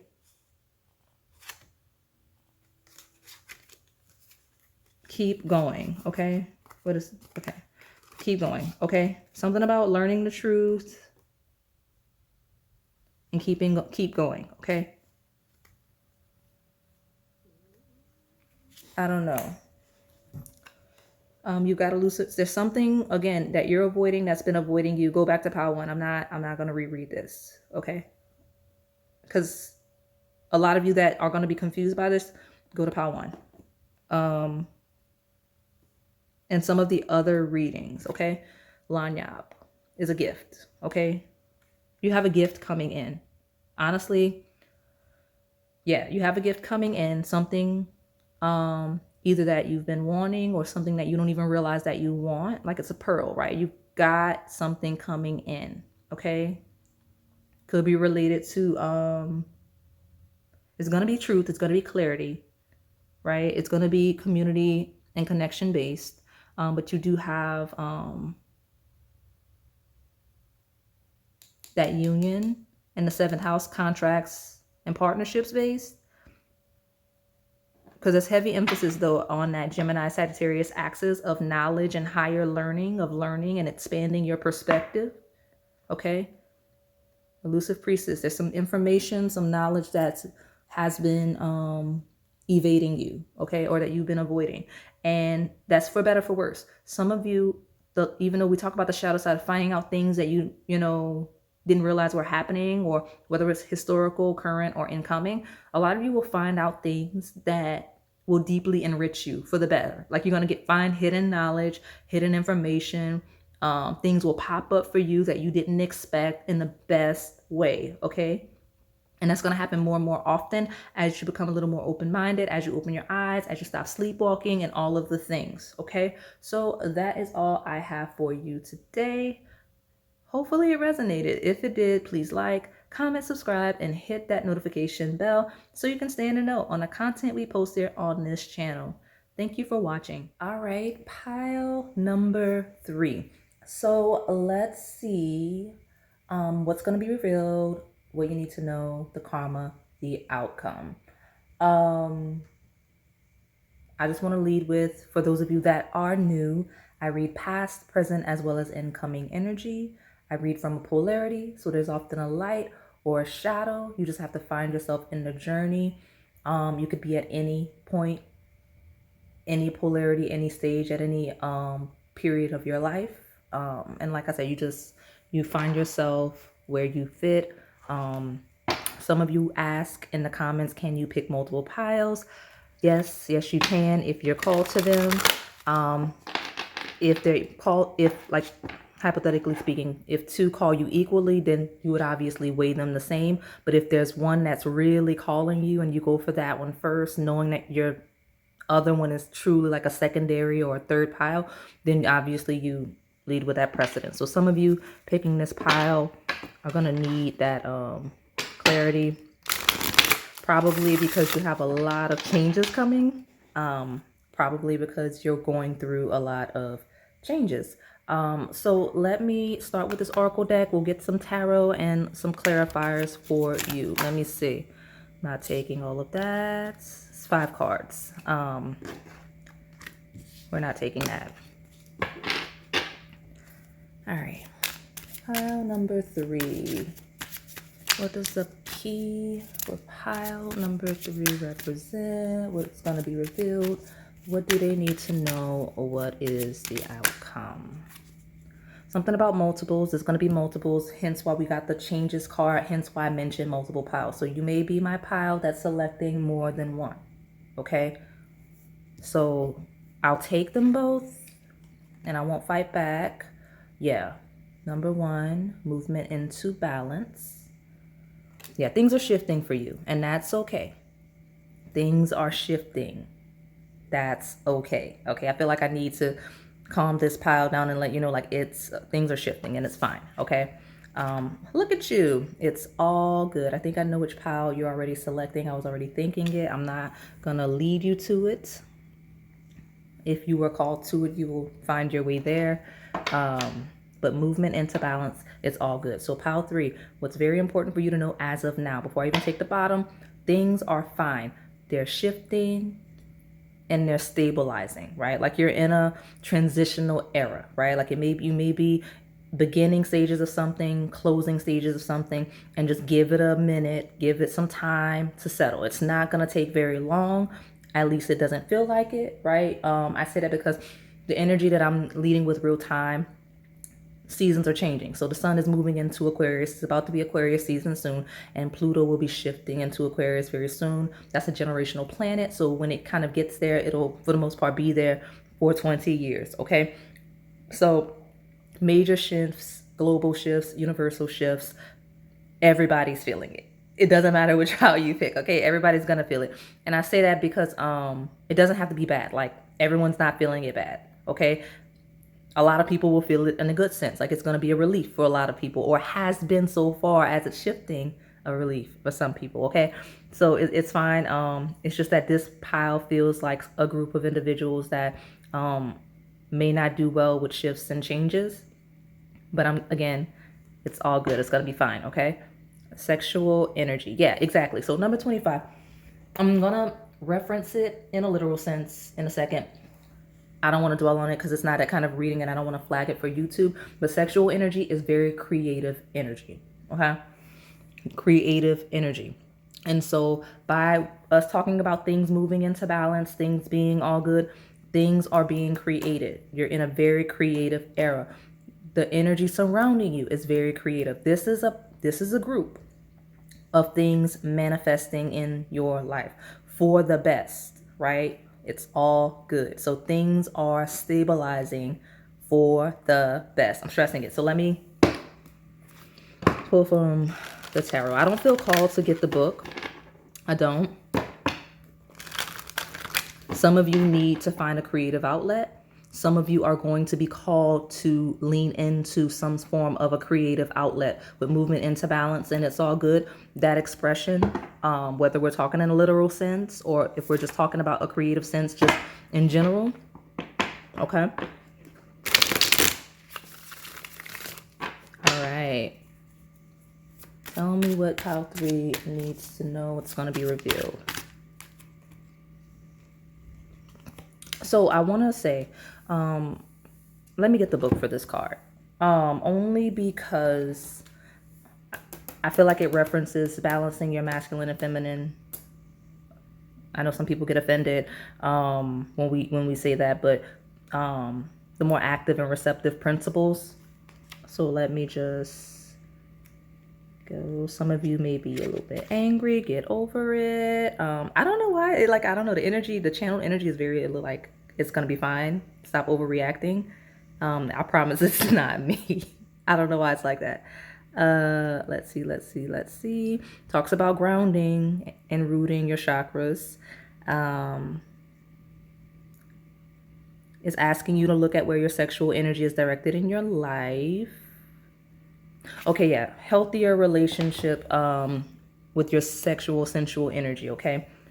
That's definitely going to be something that's going to be a priority soon as you balance that out. Whether we're talking about hyperactivity or whether we're talking about like completely dry still. That's all I'll mention about that, unless I get other things from other decks. But that's there's definitely a call to action regarding that energy that Spirit wants you to address. I'm not taking these reversals. But there's definitely, especially those of you, those of you that are living in extremes, just be cognizant of that because you're going to be called to balance that out. Because the 8 of Blades is restraint. Okay. Talks about restraint, whether it's a need for restraint or it's talking about restraint to your detriment, right? Because traditionally upright, the real depiction of this card is someone holding themselves back and not realizing that that's what they're doing. I'm hearing the word deprivation for some of you on one side, and the other side obviously need a little more. I heard the word discretion. I don't know. This is a really sassy energy coming into this pile, and I don't know why. Let's see. And there's a rush and a haste. Like, slow down, okay? Just slow down a little bit. Let me see. Tell me about this pile. Okay, I'll take both of those. There's a dual meaning. Again, this is actually, I think, my first pile where there's legit hard extremes. Some of you really need to balance, and they keep using that word discretion. They do. And it's not the word I want to use. The word that I want to use is discipline, but the word is discretion. Something about discretion, this pile really needs to make sure you have, okay? Especially when we're talking about excess, right? Whether it's indulging in any sense, okay? And then when we talk about deprivation, because this card actually technically represents that as well. Remember, I put it back, I shuffled everything, and I get another card that talks about that. The 4 of Elixirs talks about being disengaged. So some of you are disengaged when it comes to creative energy, whether we're talking about sensual energy literally, could be, or whether we're just talking about your creative juices, which would be kind of your passion for the things that you're doing, or life, right? Passion for life, but just completely disengaged energy. And that's why the energy is so sassy. I don't know. It's a real sassy energy coming through in terms of this energy. Okay.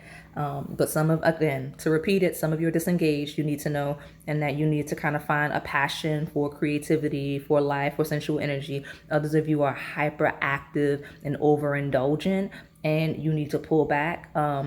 Because honestly, even the hyperactive side, there's still a level of detachment that you have to even be in that way. Like, it isn't something you're doing for passion or pleasure, whether we're talking about sensual energy, overindulgence in any sense, could be drugs for some of you. Like, it's not fulfilling you. It's kind of like something you use to escape. Got it.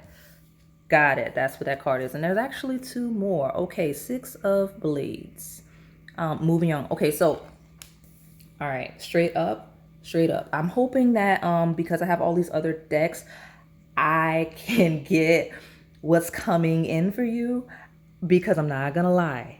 Pile three, pile three, pile three. Whatever you've been doing, it's not gonna work anymore. So like it's over with. Okay, like that. Like, it's a very aggressive energy, and the hilarious thing, not literally hilarious, but like in a cynical way. Um, the lighting's different because I waited later. I stopped. I needed to go run and do something. It's supposed to be some really different weather, so I wanted to be prepared. And so I did that. I had some dinner. I had like some water and all of the things, and everything that needs to be done for the day is done, so that I could just really sit down for pile three. Like, I don't know, something in me said, okay, you're gonna really need your energy for pile number three. And I don't know why, but well, I didn't know why. Now I do. It's a very aggressive energy. Okay, it's a very no nonsense, this is what we say energy. Regardless of your religion, your spirituality, I'm not gonna put labels on the energy that I'm channeling. The energy that I'm channeling says you're out of alignment, you're hyperactive, or you're completely detached. And you could be both in different ways. Where you are in those areas, you have to stop, okay? You have to stop. Or stop, or you have to go out and find where you'll find it. So, perfect example, I'll start with the detached side. If you're completely detached, you're lacking in inspiration, you're lacking in passion, you're lacking in creativity, you're lacking in sexual expression, then if you're in environments that are not conductive to that, you have to start seeking environments where you're going to find that. It's not going to work as you currently are, okay? Then again, I don't want to alarm anybody, because this could be past energy. I do read past, present, incoming. It could be incoming for some of you. If this is past energy, you may be clearing it. Sit tight. Let me finish developing it. So just for confirmation for you, and we'll see where you're headed. If not, like if I can't find it in this pile, I mentioned multiple piles. Go to the one that calls you. It talks about it a lot. And then if you truly feel like you're stepping out of this energy and you only call to this pile, I'm telling you, you're not. You're stuck. Okay? So if you're not called to any other pile, you're stuck. That's what it says, because the primary thing is, in order to move into balance for things to be good, you have to stop being disengaged. You have to stop living in excess. Okay? That's what I'm getting, I promise. Whether we're talking about overindulgence in a sensual way, whether we're talking about addictions, and I use addiction as a strong word. I don't want to offend anybody, because some people are like, that's not what it is for me. Okay, where if you're just overindulging or doing anything in excess, because it doesn't have to be drugs, it could be any habit or thing you do routinely, right? Those of you that are completely detached from your creative expression, from your passions, from your sensual energy, you have to stop that as well, okay? Because Six of Blades talks about moving on from something that you're disengaged from, okay? And that disengaged energy could be either you just depriving yourself from life's passions, or it could be you numbing yourself from life's quote unquote problems and inconveniences with some sort of addiction, obsession, habit, whatever it is, okay? It doesn't have to be substance, doesn't even have to be sexual in nature, just something you're doing to avoid things, right? Could be that, okay? You have to move on from it. And I say Three of Blades, okay? A lot of you, it's very much mental, because with this disengaged energy, you've got two blades, that's air energy, that's mental. So you have to break it. You have to break it, because Three of Blades talks about pain, trauma, destruction, okay? If you do not move beyond it, it will lead to destruction, okay? moving beyond it will destroy whatever limitations you're facing as a result of the things I've just listed that it could be that you need to let go of, okay? That's the critical energy. It sounds scary. It's not. Why? Because what's the purpose of getting these types of readings if I'm not going to call you out on the things that could potentially lead to your downfall or that could harm you, right? Like if everything's always peachy, then I'm just confirming, oh, things are peachy, which is nice. But in areas where it's not peachy, this is you have to stop, okay? Like if you go back to the intro, like the very beginning where I talk about the transits, or look up the upcoming transits, you will not be able to bring this type of energy with you. I don't care where you fall, whether you're detached and completely binding yourself and not allowing yourself passion and pleasure, or whether you're overindulging in access to numb yourself or to distract yourself, okay? It's not going to work. At the bottom, Hierophant, grounded energy. Okay. Hierophant is a spiritual leader. So some of you may need to seek counseling. Some of you may need to be closer to whatever your religion or faith is. It's organizational structures, institutions, all of the things. That's what the Hierophant represents. Hierophants also, I know that routine is more Virgo energy, but Hierophant can represent a routine because it is organizational structure. So it can reference habits because it's such a fixed sign. It's actually Taurus energy. It is fixed sign energy. So it's unwavering routine. It's an energy of not knowing how to shift or pivot, which I see a lot. And I've been saying a lot because a lot of you have that fixed energy in one area of life or another. But some of you are fixed in a routine that you have to break. Fixed in a habit that you have to break, whether it's a routine or a habit of disengagement or one of excess. Because I don't want any of you to think that you're better than the others. None of you. You're all excessive, okay? Love you all. Sending you healing energy. We have to clear this, okay? Have to, okay? Hierophant represents, it's what I typically consider to be the religious text. Right? So when we talk about religion and we talk about spirituality, it's kind of the tangible side of religion. It's the actual teachings. It's the actual scriptures. It's the path we follow that actually make us followers of the religion. So for example, it's what would make you a Christian, right? Or a Muslim. That's the aspect of your life, the practices that make you a loyal follower of said institution. So those are themes as well, okay? Second house of your assets and your money. Watch it, okay? Some of you, your assets, your money have taken a hit, could take a hit, will take a hit because of this energy, okay? Watch it, okay? And again, past, present, incoming energy. If I feel called to by the end of your reading, I will let you know exactly which pile. No, I can't. Sorry, I can't. This is a really aggressive energy stepping into the pile. If this is your first time watching one of my readings, I am so sorry. This is not my energy. The energy that I'm channeling is like very tough love, very listen to me. I don't know, like this may be my pile of people that are just not listening to the spirit guides, not listening. Like you may be hard-headed. Like it's a very, like I'm telling you, I was like, I need a break before I do this pile. I don't know why, but I need a break before I do this pile. I took a break. I came back and I'm like, ooh, it's sharp, right? It's sharp. So I'm going to pull more from this and see, okay? The good thing is you tighten up, right?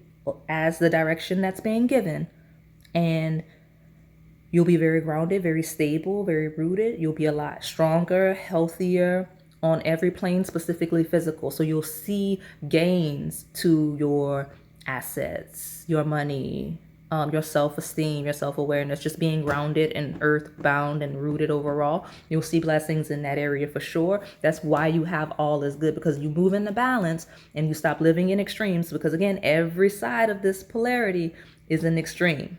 It's literally the definition of a polarity, okay? This is not a pile of anyone that is that's grounded. The only way you're grounded is if I'm reading your past energy, or if you're already aware of this and you're actively maneuvering, and I'm confirming that you're doing the right thing, okay? With it's all good. Because there is another pile. And if you find it and it resonates for real, then it's yours. But I cannot help you with that. You have to use your discernment, because what'll happen, I'll tell you which pile it is. You'll pick that one because I told you to, even if that's future energy or not really your energy, because the only way you step into that other pile that I'm thinking of is if you pivot the way that I'm telling you to. And if you weren't naturally called, you may not be at the pivot stage. You get what I'm saying? So yeah. Let me see. Tell me more about pile 3. What's coming in for them? What do they need to know? You need to know that you have to pivot for sure. You have to shift that excessive energy that you have. You have to, okay? You have to do whatever you need to do to change it, to shift your behavior or just your energy overall, especially when we talk about the mind, okay? Yeah. Chiron, hurt and heal.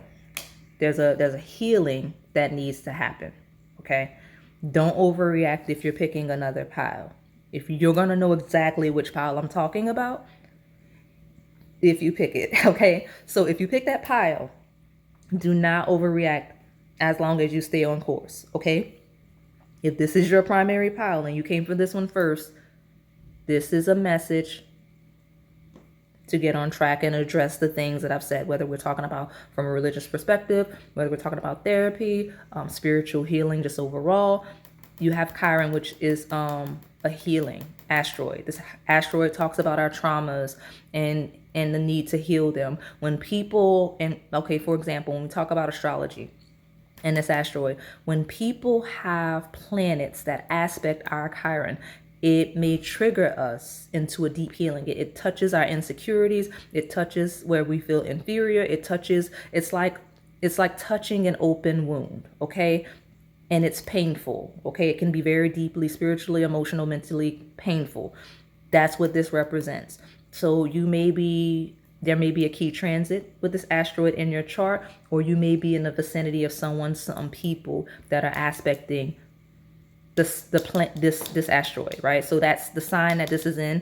If there are people around you with major placements or transits occurring in that, you're being called to heal the areas I just talked about, okay? But you are being called to heal. You are being called to movement and balance. And a lot of you may already be taking those steps, hence all of the shifting and the changing and the chaos. Because remember, first card I saw was changes. Some of you are the disengaged energy is a lack of desire to be that way, right? So those of you on the excessive end of over excess, right? Whatever it is, you're starting to feel less of a desire for those things. You're healing. Continue to cling to your faith, continue to be in your routine, continue the work to build and continue to step out of that energy and to grow and evolve. Because everything has its season.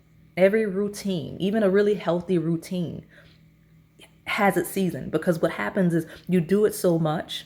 I think I'm actually now beginning to talk to my disengaged side, because you're so fixed in your routine. You're so fixed in the things that the way you need to do something, and you're disengaged from all of the passion and the pleasure of life, because you're like, this is what has to happen the way that it has to happen. Yeah, it was healthy at first, but now it's excessive and you're denying and depriving yourself, and you're actually not getting the things you need. I actually heard some of you from a nutritional perspective, you're eating the exact same thing every single day, or too often. You're depriving yourself of critical nutrients because you're not willing to change your diet, right? You're not adding enough variety in your diet, okay? Because excess doesn't have to be too much eating or not eating enough. You're not getting critical nutrients because you're not eating enough of a variety. So that's a good example, right?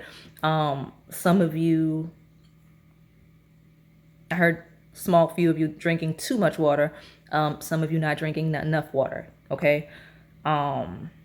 Something about your nutrition, some of you need to switch it up. And then we talk about healing, okay? Some of you are too in spirit. right? You're too religious. You're too in spirit. Ground your energy to the physical plane. Some of you lack spirit. You're too rooted on the physical plane. Find some faith in something, a higher source, okay? All right. Anything can be excessive. Yeah, okay. See, I'm normally when they want me to see certain cards, they move it for me. They I know that scares some of you. They start sliding cards sometimes, but they throw things out. But look at that. Look at that. I love these cards that are coming out for you. So let's look at it. Let's talk about it for a second. I like these readings because they can be as long as I want, because I mean the only people that care are the ones that really want these readings. Letting go. Okay, that's the thing. Letting go, baggage, trauma that's making you be excessive, right? So all of you are stemming from a need of control. Those of you in excess, you're looking for a release to hide. Those of you that are either detached or hyper fixated in whatever you're doing, it's a need to control things. But yeah, this sexual energy, you got joy and forgiveness coming in. So if you do what I'm telling you to do and shifting and pivoting, everybody's message was that for the most part. But there's specific areas in your life that I've listed that you need to do it for, Pile 3. I know I'm keep repeating myself. They're making me repeat myself. You're hard-headed. Stop being so hard-headed. I won't have to repeat myself if you're stop being so hard-headed. That's what I heard. Joy, forgiveness, letting go. Those are key themes that are coming in. Because that's why I'm so slow to pull these cards. I'm really slow to pull these cards. This is Celestine. It's a moon lunar crystal. Okay. Opposition. Yep. Know exactly what pile this came from. Imbalance, a point of tension, and a power struggle. You have to face your trauma. Not in a way that triggers you so much that it's like, you know, like I said, Hierophant can reference professional help, which some of you may need. If you feel called to that, definitely do. This is not necessarily a call to battle anything. Specifically, those of you that may have stepped in with like mental health issues, addictions, and all of the things, do not try to go it alone. Definitely, Hierophant is professional energy. If you feel like you need professional assistance, do not play with that. And I'm not exaggerating. That's probably the no nonsense approach. I'm realizing I keep talking about, you know, this overview being organizational, institutional. If that is what you need, don't try to be all important. Okay, like I don't normally say that like that, but don't act all important. Don't be like I got this if you don't got this, right? Seek support. Okay, because Chiron in opposition, it's very challenging. It's a lot of challenges, lots of pressure on some unhealed trauma. Okay, it's okay to not have it alone. I keep saying that because I don't know that I've ever gotten this energy coming through a pile. Very aggressive. I feel like I'm out. Like some of you are going to be like, you are so out of character right now. I'm not really out of character. If you know me a little bit in real life, but I'm just, this energy it can be alarming. Okay. It can be alarming. Okay. I'll take all of that. All right. All right. And when I reference this being lunar energy is moon, references Cancer, references fourth house of home, comfort, ancestry, and this would be your emotions. Okay, so watch that. All right. All right. Let me see. It's all good and detached energy. Okay, so whatever this reversal is, let me see.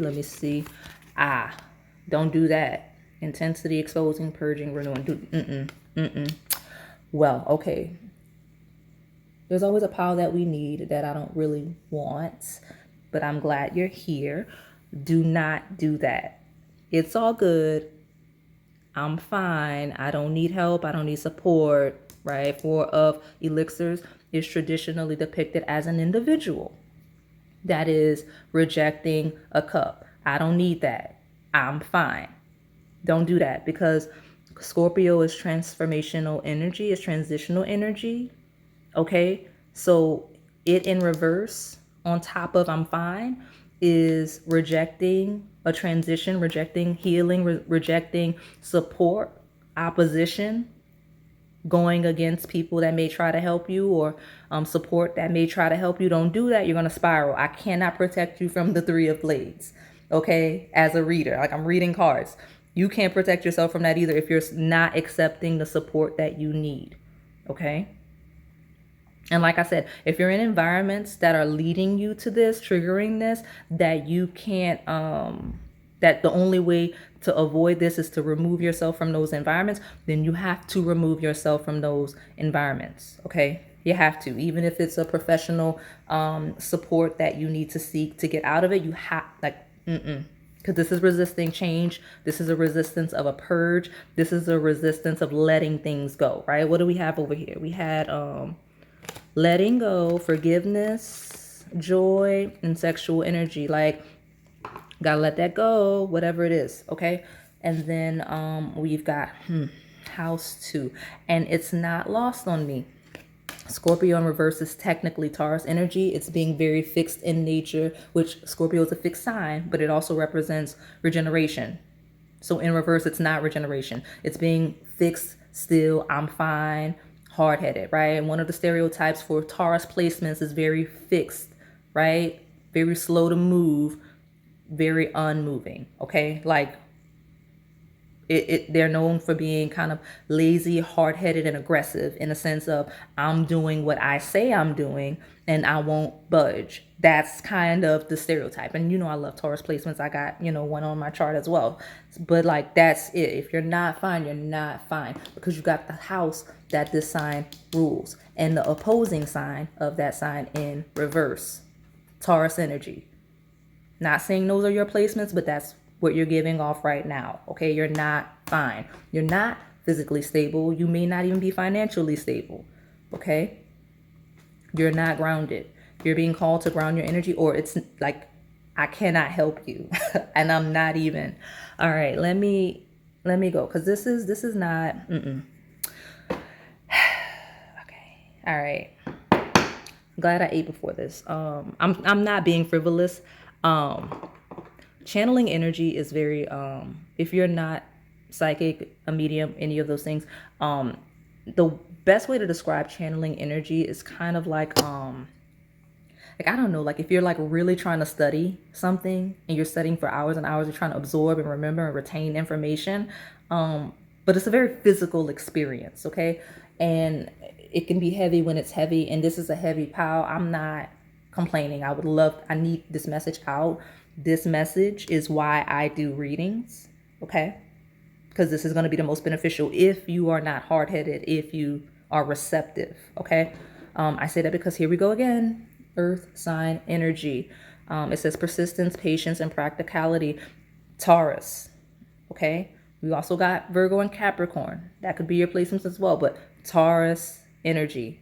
That's the energy you're embodying right now, is that shadow aspect of the Taurus. Now, I don't want to leave with that, because some of you, you originally, whatever you were doing was for financial stability. It was for grounded energy. It was to make sure your body was healthy. You were physically good, right? Like you were trying to take care of yourself.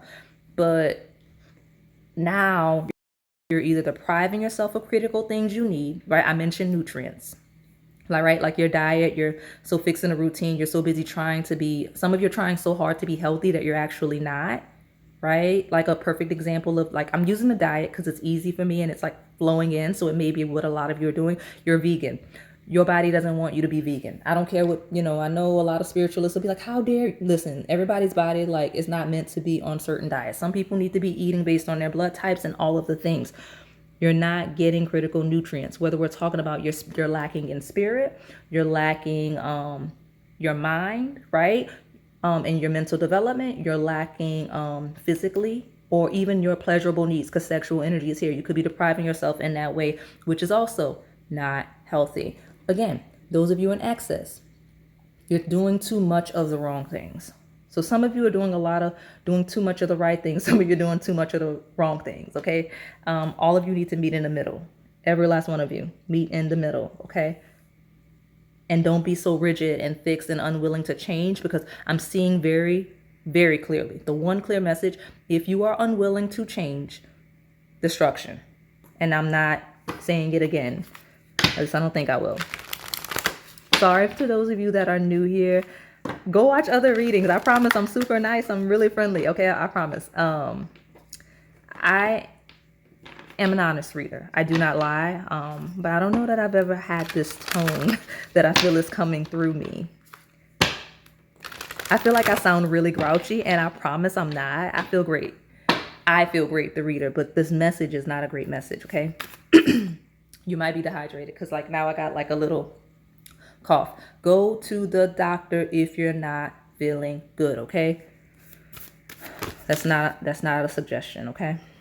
All right, I'll take both of these. This is maturing energy. So some of you, I'm reading your past, and I love this for you, because I'm confirming that you're taking the right steps, okay? Those of you where this is past energy, I love this for you, okay? Step out of your comfort zone, North Node. If that's what you did, good for you. I love that for you. But this is what you're being called to do if this is current energy, okay? Because I always talk about incoming. I feel like up to now, everything that I've been reading, past, present energy, I'm stepping into the potential for incoming energy. You're stepping into your North Node. This is why all of those routines, habits, ways of thinking, being are no longer serving you, because you're being pushed to grow, to ascend, to elevate. Your next stage of development, your next stage of being your highest version of yourself requires you to let what I just talked about go. Okay, so if that's not motivation enough for you, I don't know what to say. Okay, but we've got you and your loved ones are safe. New moon in Cancer. Some of you hit trauma regarding safety and all of the things. That makes sense, because I referenced this crystal. You may need Celestine. That's what this is called, because one of these hit that. Okay, and then new moon in Cancer happens during Capricorn season. So it could be something that happened during Capricorn season, something that is happening during, I lied, the full moon, actually. So some of you, that slip of tongue was very relevant for you in terms of timeline. Cancer season is really what I'm referencing, okay? So whether we're talking about past Cancer season, upcoming Cancer season, could be your placements, that and or Taurus dominantly, I see, okay? Yeah, for sure. But that's fourth house of home, comfort. A lot of you, it's comfort based, right? You don't want to step out of your comfort zone, because you've got comfort here. And this is a sign that rules comfort, as well as your emotions and being led by your desire to be comfortable. You have to be open to shifts and changes, okay? I've noticed that I've softened my tone a little bit. I don't know what's going on. I have no idea what I'm channeling right now. But it's okay. It's okay. All right, give me one more. I'll take the bottom. Two more. I'll take the bottom. There was a different pile where I made a reference. If that's your pile, you'll know. I honestly don't even remember which one it was. Full moon in Pisces. Balance, spirituality, and practicality. Okay. I like this card because it references right? Like, because full moons happen in the opposing sign, the reason why it says spirituality and practicality, it's balancing that Virgo Pisces axis. Okay, so we've got Virgo twice now. And it talks about your spiritual energy versus your material energy, and making sure that they're harmonized. Okay, so your mind, right? Pisces is your mental health. It's hospitals, it's your addictions, the aspects of yourself you're not familiar with. Virgo is like your physical health, your wellness, your day-to-day life, and your routine, all of those things. And making sure that your day-to-day wellness and routine, as well as your mental space, are harmonized. Okay, this is where we're at. Okay, stepping out of your comfort zone, feeling safe enough to be in balance. This is what's actually coming in. Okay, if you shift and adjust to whatever your mind, body, and spirit are calling you to do, right? Because, you know, like I said, there's the access where you're all just living in chaos and just doing whatever, and you need more stability. And then there's those of you that are like so routine oriented that you're lacking and you're not getting any variety. You're lacking in variety, okay? Nothing will come of the situation. Stagnation. Void of course moon. Stagnation, okay? That's the shadow. You don't want to be stagnant. Whether you're stagnant because you're over excess and there's no growth there, or because you're holding yourself back and again, therefore, lower growth there, okay? New moon in Pisces. So Pisces, so we've got a little bit of Cancer, a lot of Taurus energy, and then we've got Virgo Pisces, okay? Meditate and contemplate. Some of you need to cling to your faith. Everybody should, some form of faith or something, right? Some form of religion or spiritual practice. Some of you need to begin meditation, okay? Become a little more spiritual. That'll help you ground that excessive energy you have. Some of you may be a little too in spirit, in routine, okay? And you need to come out and add a little more variety, a little more spice. That's what's being called, okay? I hate this because why did I just reach for this love-based deck? The other decks I need are over here. Okay, we'll pull one from this one. And then I'll pull from that deck. I have a new deck that I'm really excited about. So I want to see what messages you get from it, since it's like our first time using it on the channel. And then I'll close it out with an advice card as well as a what's coming in for you from that New Orleans Oracle deck. But let me see why the love deck wants to be touched for this pile. All right, well, we'll take, okay, we got Earth, this persistence, patience, practicality, being practical. Chemistry is safe for you to love. Okay, and they're both in reverse. So let's look at this. There's a strong magnetic attraction here. Open your heart to give and receive. Some of you just be out here doing anything, okay? Like some of you just be out here doing anything, and that's fine. But right now you're being called to stop, right? Because chemistry is safe for you to love. Like some of you are not really interested in love or chemistry. You're just literally sexual energy, just doing whatever, okay? And I say live your life, but this pile doesn't want you doing that. You specifically, you need to stop, okay? Some of you on that other extreme of not doing anything, right? There's the just doing anything side and the not doing anything side. And you lack a lack of chemistry is a lack of passion. So you're kind of, you ignore chemistry, you ignore passions, you actively avoid situations where there's chemistry. And this could be in all connections, right? Like you avoid chemistry, you avoid connecting with people, right? Because you don't feel safe to love. Step out of your comfort zone. You and your loved ones are safe. You don't feel safe enough to open up to connections, right? That's why this love deck is on my table. All right. Wedding. Some of you have issues with intimacy, which makes sense. You have issues with commitment, which would make sense on, honestly, the shadow of a wedding, which would be commitment, is, it could be either extreme, right? Any shadow, it doesn't have to be one or the other. Both sides are a shadow, right? This is my own, this whole pile is a shadow. It's a shadow pile. You have great things coming in though, and I love that for you.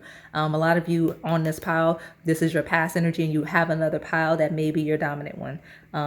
If you are honest in selecting it, right? Because wedding in reverse could be too much commitment, too dedicated, like too much, I guess, discipline would be the word. Like you're hyper fixated on routine. And then commitment in reverse could also be a fear of that, a lack of commitment, just again doing whatever. So there's some of you that are like, I'm not doing anything, and then there's some of you that are like, I'm doing everything, just anything.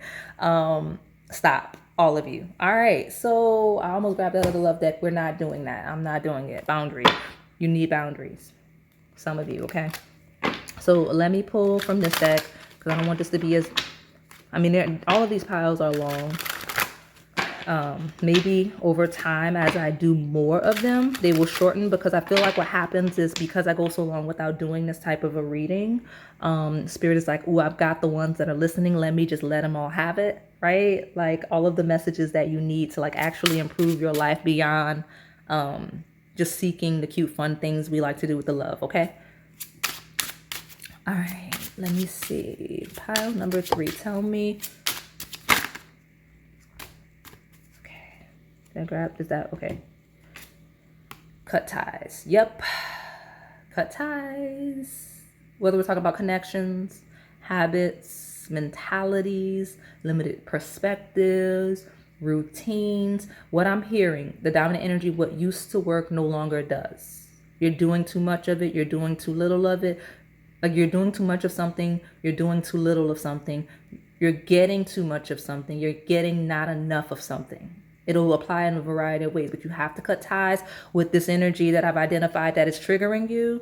Like some of you cut it off, and I mean, maybe you'll come back when you're ready, you know, but whatever it is, you have to cut ties. Not going to be good for you if you don't, okay? All right. Whew. Again, this is why we do these readings. All right, let me see. I think I want 4. I think that's what I got in all the other piles so far. So tell me more about my pile number 3. I feel like my normal like nurturing tone came back, because I try to be a little gentle, because like I'm dealing with sensitive topics and sensitive information. So I don't want to be all aggressive. I mean, I can be, but I don't want to be in this type of environment, right? So I feel like I was able to like simmer down the energy I was channeling, because it was, I'm not gonna lie, it was like a yelling, you don't listen to nothing I tell you vibe. So I don't know if there's someone around you that's like that, or if you have a spirit guide that would scream at you like that. But all I hear is you don't listen to nothing I tell you. Like somebody is like, you know what I mean? Like it's a how dare you kind of a vibe. I even heard I'll raise you better than that. Oh, okay. All right. All right. Yeah, somebody got mad. Okay, so let me see.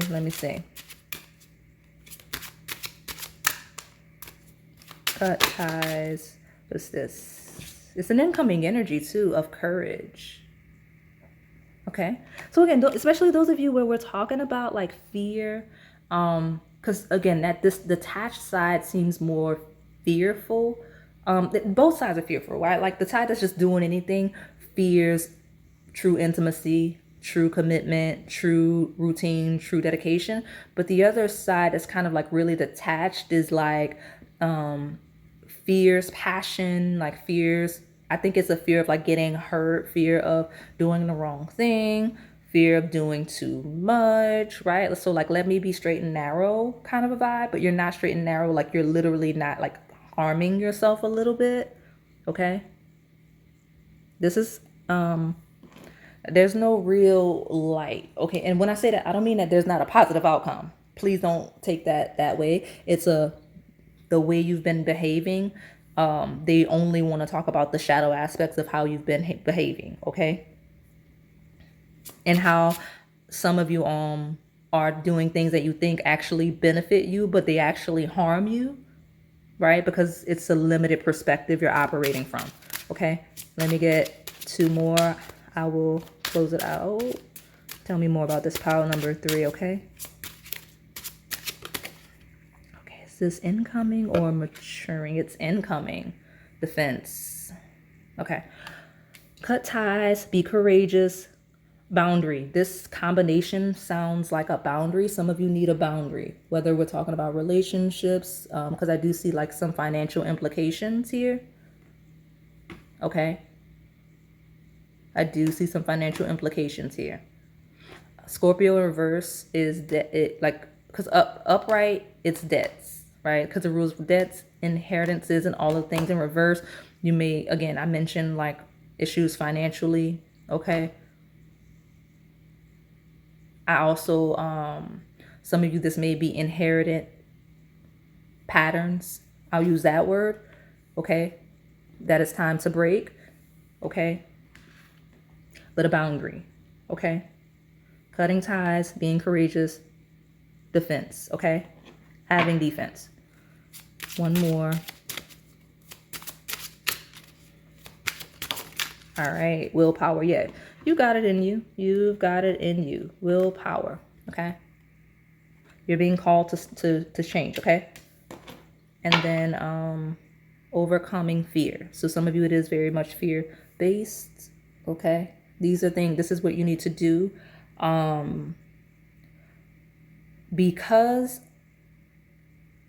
Okay. I want to make sure I don't leave you, because I do have one more deck that I want to get a very clear advice and a very clear what's coming in, but I don't want to lose, okay, what is actually coming in. All of this Taurus energy, stable, like stability, actual stability, right? When we talk about physical stability, like, so your body, right? We do have Virgo Pisces axis. So clear mind, good mental space, good physical health with Virgo and Taurus here, very stable, that can't be moved, right? We talk about stable assets, money that's not gonna go anywhere. So Taurus is like the most stable sign. It's earth and it's fixed. Okay, you clear this out. You stop the things that you need to stop. Do more of the things you need to do more of. And I say stop. Some of you don't need to stop completely unless we're talking about full-fledged mental health and addictions. Moderation. Okay, some of you are a little too moderate. Some of you lack moderation. Okay. If you balance this energy out, notice it says balance into movement. It's all good. Creative energy. You will be so grounded, so stable. You will be one of the most stable people on the planet. You'll never have to worry about money, never have to worry about your health, never worry about anything, because your mind will be cleared. You know, things won't bother you in your mental space. Like, that's what's coming in. But you have to do what I said. Okay? You have to do that. Okay? All right, let's close it out. One card for advice.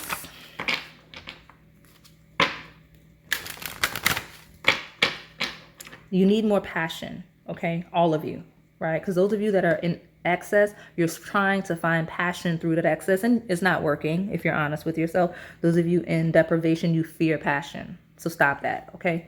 Advice. Give me one card for advice and one card for what this pile can expect if they do what all I told them to do. Okay, this is your advice. We'll look at it first. Love it, love it, love it.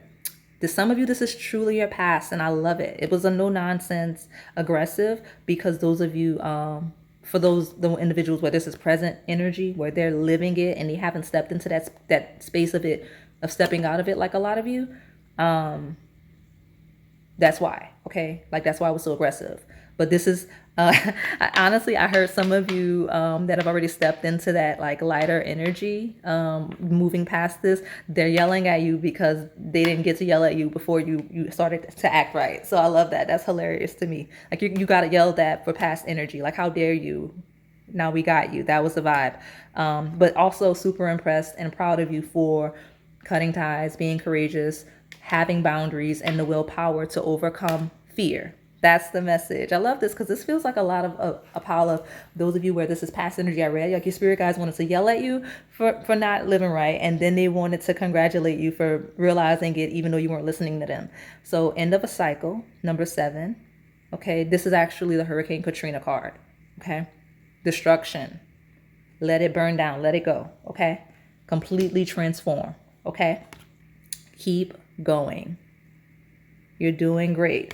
Okay, that's the advice. Burn it down and just keep going. Okay, whatever this energy is I was talking about. So let me get my card of what you can expect to see. Look at you. Number 1, power. Okay. Okay. They want me to confirm. They want me to confirm. Some of you are so hard-headed that I have to confirm. All right. I do.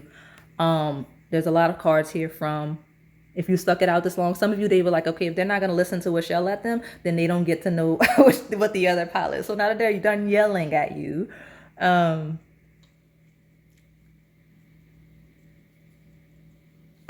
this card was in pile 1.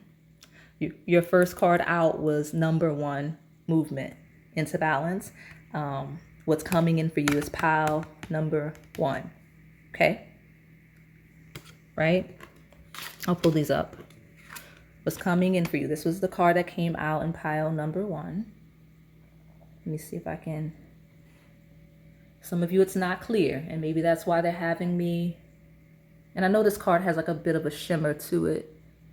There it is. Okay, some of you, yeah, it's all good. I promise, even if you can't see it, even if it feels foggy or blurry, you do what I'm telling you to do. Pile 1, okay? It's all good. Movement into balance. Number 1, your first card that came out, the card that closes your reading, power. Okay? You will be fully in your power, okay? That's what you can expect. And you'll be, again, stable. Nothing more stable than power. Like, you have the power, you'll always have what you need. You'll never do without. Okay? Internally or externally. Okay? I promise. I feel nosy. I want to see what's at the bottom. Focus. You need focus. Okay?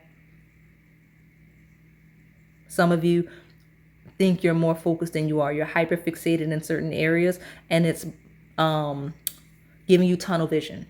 Okay? You're not able to see what's fully going on around you. Okay? All right, so that is all I have for you today, pile 3. Hopefully it resonated. If it did, please like, comment, subscribe, and hit that notification bell so you can stay in the know on the content we post here on this channel. Thank you for watching. All right, pile number 4. Some random thing that I just heard, because you picked the key that says memory, that has, like, because it's a word, you actually saw like tattoos, so that may be a confirmation for some of you. But I was gonna say you may be my writer pile, like you may be a person that is good with words, texts, or you may just like to read, just something about words and text and reading. Okay, for those of you that are new, I read past, present, as well as incoming energy. And I also read from a polarity. So there's often a light and a shadow side. You just have to find yourself in the journey and use your discernment for where it actually fits and resonates, okay? Because you could be at various stages of this, and it actually can apply for various areas of your life. And you can pick multiple piles. That was a question I recently saw. So, and the way that it would go is if you're called to multiple piles simultaneously, in equal parts, then you just weigh them evenly. And then if you have one that's like, oh, I really want this one, but I kind of want that one too, then you would take that one as the dominant one, and the secondary one would obviously not hold as much weight, but it would still be applicable in some way. Like there's something in there for you. So let's hop into what you need to know, what's the outcome, karma, all of the things, whatever I end up writing in the actual title, right? Because it's what you need to know and what is incoming for the most part. Like what's the outcome? All right. All right. File number 4. What do you need to know and what is incoming for them? I didn't really want to do that, but I won't fight back. There's three things, okay? Anger, reunion of souls, joy. Well, what is this? We've got the B in anger. Okay, it's okay to be angry. It's okay to feel your feelings. That's definitely something that needs to be said. It's okay to feel your feelings. It's okay to feel anger. It's also okay to feel joy. Okay? It's okay to feel all of your things. You may be seeing birds and insects, right? Because I think this is like a butterfly, and we've got birds. I have bird readings up, so you may be called to those. Definitely might be, but we have anger leading into reunion of souls, as well as joy. Oh, that's pretty. I'm gonna tell you why that's pretty. Something about your energy, like something, because anger I associate with like drive and determination. Something about your anger is gonna lead to balancing some sort of a situation for the better. I'm reading it generally like that because it's going to apply for a lot of you in a variety of ways. Now, reunion of souls talks about connection with someone or some people, group, whatever. So something about this anger, because anger could be a shadow of passion, right?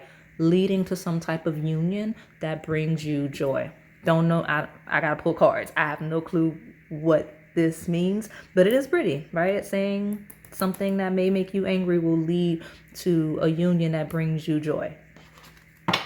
Past, present, incoming energy. Some of you, me saying it like that, you know exactly what I'm talking about. Okay? It will be different for all of you. At the bottom, slow but steady. Okay? Okay? So even if you can't see it yet, slow and steady. Obviously, if this is past energy, you're already stepping into it, so you know exactly what the joy is, what the union and joy is, right? Or even if it's present, you may foresee what that union and joy is. But I do love seeing anger and reunion of souls leading to joy. It's a slow but steady progression. Drive leads to a union that brings you joy. Okay, drive will lead to you getting something you want. Okay, because it doesn't have to be a connection. Reunion of souls could just be fruition of something. Okay, because that's what reunion is a coming together, a close to some degree. Okay, all right. Tell me more about my powerful. I'm not gonna lie, I don't know if it's because I saw that joy card. I'm already feeling like super light in energy with this pile. So I want to know what's going on. Tell me about my pile number 4. What do they need to know? What's coming in? Some of you, where this is current incoming energy, you're like, I don't know what you're talking about. I don't see the light at the end of the tunnel. I'm angry and I've been angry and I plan to stay angry. I don't know what you're thinking. I'm just saying, like, some of you are really sitting in that. I'm telling you, whatever it is that's led to that will lead you to much better. Okay, lead to something good. It's a necessary stage of your journey where you're meant to go. Okay, got 2 cards, and this is a maturing energy, which lets me know that it is stabilizing whatever it's leading to. Okay, 3 of Rods, slow and steady, looking ahead. Okay, looking ahead. So what you need to know is look ahead. Okay, if especially those of you that are at this anger stage, okay, or stepping into it, look ahead. That's what the 3 of Rods talks about. It talks about laying the foundation, slow and steady, laying the foundation, the groundwork for something, and then knowing and fully being confident that you've done all you can do and that your opportunity is coming. Okay, whatever that is, whatever that means. Okay.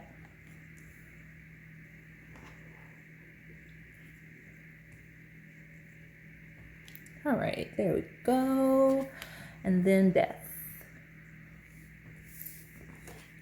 Red. You may be the one that picks the red. If you're new, there's a lot of piles with red that you probably picked the red. All right. But death, that is number 13, Scorpio energy. It is rebirth, transformative energy, 8th house of debts, inheritances, of transformation, of transcending. Okay, it's Phoenix energy. All right. Your death, your anger. Well, I was going to say your death. Your anger is going to transform you for your highest good. Slow and steady kind of feels like a state, like you're a little too. Some of you may be too easygoing in a sense, and that passion is going to propel you in some way. Like some of you need to be driven by like a heavy emotion. Some of you are really driven by your emotions. Okay. Because red represents the root chakra of being grounded. Also, red is a color that represents passion and anger. Okay. All right. Let me see. Let me get one more. What does this pile needs to know? Does pile 4 need to know what is incoming for them? All right. That's 2. Look at you. Yep, what I said. More, because this is more of a burgundy, but like, so is that. Like, it's a lot of red. And yeah, it's a like purple, pink, but it's still red. Okay, you got the star, number 17. So major arcana, lots of major arcana. 3 of 4 of your cards are major arcana. Is this one? It's not. Because I'm gonna be like, why did I say that? Okay. Scorpio, Aquarius, Cancer. Okay. Those are the dominant energies here, and it could just be your placements, your houses, themes in your life, right? So we talk about, again, transformation. The star is hope, it's faith, it's inspiration. Technically rules passions. It represents your dreams coming true. And in an astrological sense, it talks about Aquarius energy of community, collective energy, like kind of public, even social media based energy. And when we're talking about specifics, and it's ruled by Uranus, which is shocks and surprises. So transformation in Pluto, Scorpio, shocks and surprises, Uranus, Aquarius. And I'm realizing, look at you, if you watched the beginning of the video where I talked about the transits that this may apply to, I don't look further than a year, but we're stepping into Sun in Aquarius soon. And Pluto is also shifting into Aquarius. So that's this energy, right? It will be there because it's a generational planet, Pluto shifting into Aquarius. It will be there for 20 years. Okay. So that transit will really be impactful for you. You're going to see a lot of things come to harvest during these next 20 years. I'll say for sure. Okay. But me specifically in this pile today, I'm looking for within a year. You're going to see something shift in a year. Okay, especially as it relates to that I talked about at the beginning, especially things that you've been consistently working on over time. Okay, Chariot.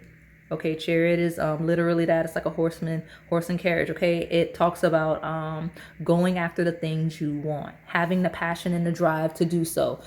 Again, that anger, taking you where you need it to take you. Okay,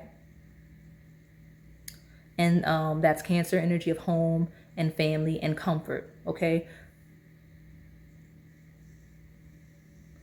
I see some of you, this represents stop waiting. There's something you're going to stop waiting for. You're going to lose patience for the better. Like there's something that you may be a little too slow moving on. You're going to lose patience for the better, and you're going to act, and it's going to have the best outcome, and it's going to actually, whereas maybe you were scared or maybe you were hesitant, the anger, the passion is going to fuel you and make you just do something that you probably wouldn't normally have done. And by you doing that, you're going to end up way better off, much more comfortable, much more prosperous and recognized than you would have originally thought. I'm going to move. Tourmaline, black tourmaline, it actually is a protective energy. So you'll be very protected, okay, throughout this time. You need to know that you're very protected, okay? It's nothing to be afraid of. I'm trying to ease everything into sight, into frame, because you got a lot more cards from that original oracle deck than everybody else. Okay, so you might have a lot more. This might be the pile that's a lot more prosperous than everybody else in the groups. Okay, but yeah, because it makes sense, because at the bottom you've got the Six of Coins, which talks about kind of really getting what you need, right? Not only getting what you need, but having enough. Oh, I can't put that there. I can't put that there. Look at me. Here we go. It talks about having what you need and having enough to give to other people, because the Six of Coins talks about charity work, community work. You do have that Aquarius energy there. Okay. So if you're not able to, you'll have more time, more energy, more assets, resources to do those things. When we talk about community collective efforts, love that for you, especially things that you feel upset you, that you want to support. You'll be able to do that. But those of you where, I don't know, I'm seeing a harvest. I don't have the Seven of Pentacles here. It's the Six of Pentacles, but maybe that's that Three of Rods. I foresee a harvest for you. You have something coming in that will bring you a lot of joy, a lot of stability, okay? There's something you're going to change and transform with your passion, okay? And it will be something where you're giving something that's very much needed to a situation, circumstance, or people or person. And again, it could be also be the opposite of you getting what you need from a person, people, right? Collective energy. Okay. So let me pull more. And it is divinely orchestrated. You are divinely protected because the reunion of souls is a divine energy. Something about anger and joy feels like a higher source as well. And you have 3 major arcana cards, which means that whatever is happening for you, especially since we've got the 2 energies that rule the upcoming generational transit that's occurring, this is something you will benefit from. The global energy, this is a global influence that's going to impact absolutely every living being in the universe, and whatever you gain is just a piece of that, right? Like your small piece of whatever that transit is. Okay, love it. But you will be fueled by something, or angry that something's taken too long or taking too long, like something about that.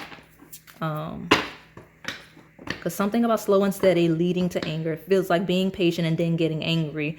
3 of Rods talks about waiting, and then the Death is like, I'm not waiting anymore, and just going out and getting yours. Honestly, that's really what I see. Okay, like I'm not getting what I need. Let me go out and get it. Because technically that could be what it is as well with the 6 of Coins. Because it's someone giving to someone, right, that needs.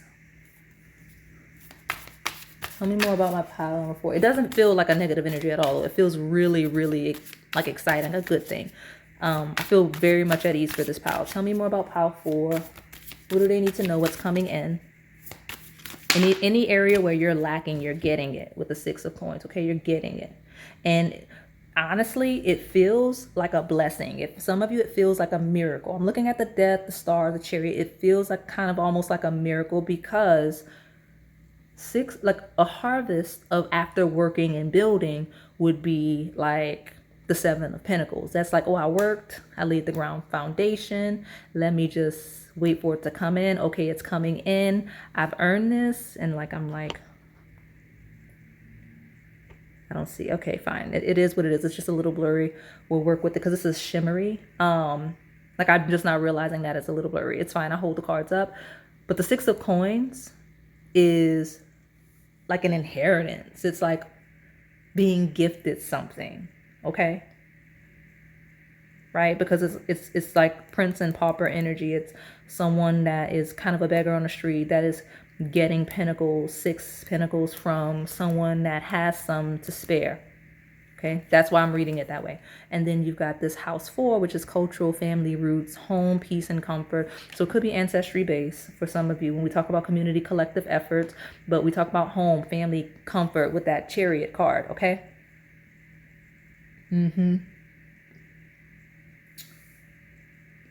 Something about comfort, seeking comfort, getting something that makes you comfortable. That's what's coming in. Something that makes you comfortable with yourself, comfortable with your roots, your ancestry, comfortable at your home, something that brings you peace, emotional stability. That's all of those themes, okay? That's what you're getting. And it's going to feel like a blessing. It's not going to feel like something you necessarily work for. It's just going to feel like something that a blessing, okay? House 7. Look at, it's birds. There's 2 birds here, 2 birds here, okay? Profound relationships, intimacy, and romantic partnerships. Some of you, I mean, it may truly be like a romantic connection. Someone you build a home and family with, because there's 2 eggs, like a nest. Some of you are going to have a nest. That's the comfort, okay? That's coming in for you. Especially if that's what you've been seeking with slow and steady. All right? Profound relationships. Now, we do talk about inheritances and things that feel like kind of a blessing or a gift when we talk about like financial things, because again, Aquarius is shocks and surprises. So, and then Scorpio is inheritances, and we have an offering to someone here. Could be some type of connection specifically, but it could be a connection that leads to that. It could be some type of business deal or contract, because the house 7 is not just relationships that are romantic. It's all formal contracts, right? So it rules relationships because it rules marriage, right? Which is a contract, but it rules all business deals, all things you would sign paperwork for. It rules the legal system.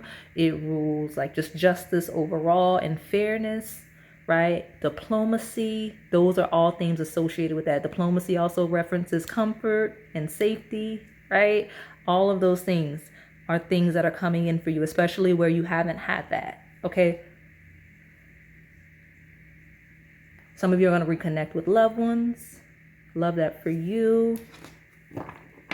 Some of you will finally, for the first time in your life, have a stable home, because I do see that stepping in. Someone that's never had a stable home, right? You'll finally have that peace. Yeah, look at that. Another sign that kind of rules comfort is Taurus. Trust, patience, sensuality. Second house of assets. The money axis is here. So you'll be very financially stable, especially as it relates to your contracts and your partnerships. All of your relationships will be mutually beneficial. Okay? Not necessarily just from a financial perspective, but from a comfort, right? From a bonding. I'm going to have a really specific message. Some of you are seeking a partner, the very specific background, like you're wanting someone from your same religious, cultural, and or ancestral background coming in. Okay, I see that for you, because all about home, comfort, safety, right? Diplomacy. Some of you truly just want comfort and peace. You're getting it. Okay, you're getting it. The moon. Oh, you do. Some of you really want just home, like comfort and peace. The moon, satisfy emotional needs, nurture yourself and others. I promise. Especially when we talk about just emotional stability and all of the things, you're getting it, okay? You will get it. Genuine, authentic connections, community, true love, true peace, true connecting, right? You'll get that. You know, people around that can support you in areas where you lack, because this card represents that as well. All right. You're getting it. You're getting it. Let me see. Tell me more. What does this pile need to know? What's coming in for them?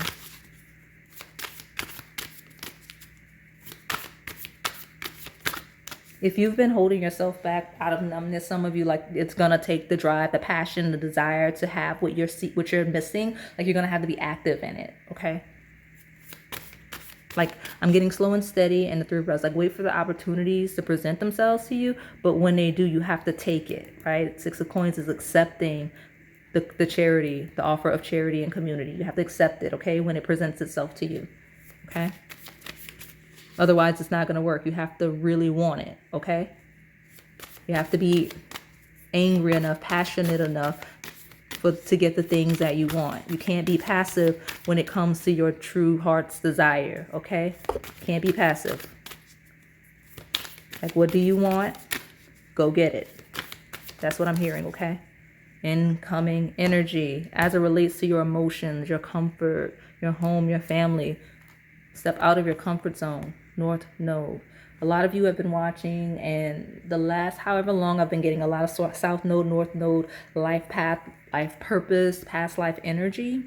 You're stepping into who you're truly going to be, like the foundation of who you're going to become for the rest of your life, okay? But you have to step out of your comfort zone.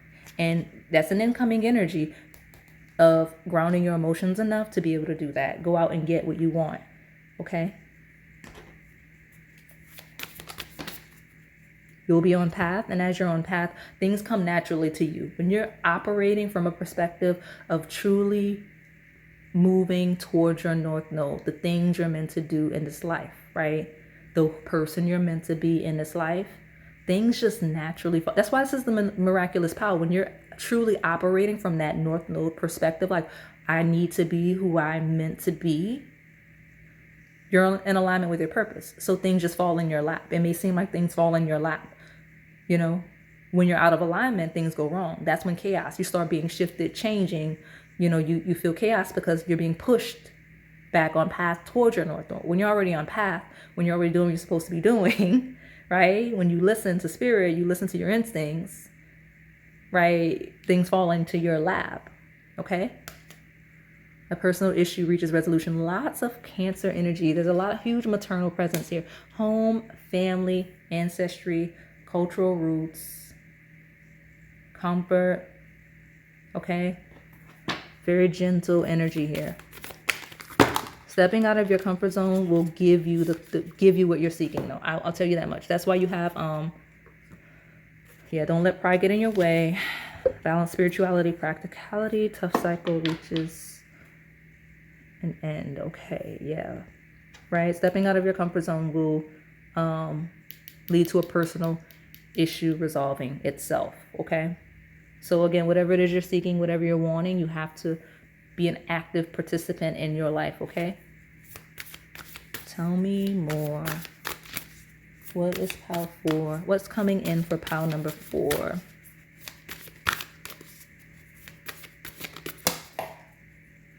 Let me see what that is.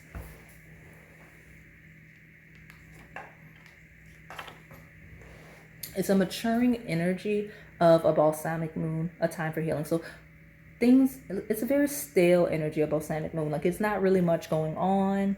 It's not much action. I'm telling you, something about action, right? Tired of waiting, been moving slow, right? Time for healing, almost done healing, right?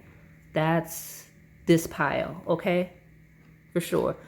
And you know what? You pick the word that is on your card is memory.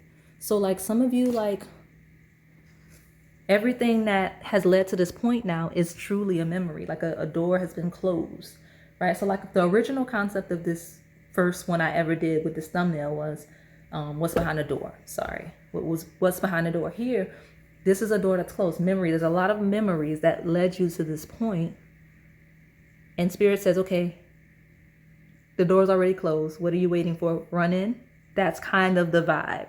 Okay, like run into the new door. Okay, be an active participant in your life. Yeah, so this is maturing energy. Be an active participant in your life. Be passionate about something. Get angry enough about something to where you move. Okay, to where you change, to where you want to help change. Okay, be the change you wish to see in some instances. Okay. Actually, I'm realizing that this is reverse and this is incoming. And incoming energy, maturing energy, sorry. So reverse is meditate and contemplate. Stop thinking, stop fantasizing, stop dreaming, stop conceptualizing, planning. It's time to kind of go, okay? Step out of meditation, actually. Some of you quite literally, you're healed already. Stop. It's time to step out of meditation. Okay, maturing energy, a win-win outcome is forecast, full moon in Libra. So maturing energy of you're balanced. You're in harmony. Okay.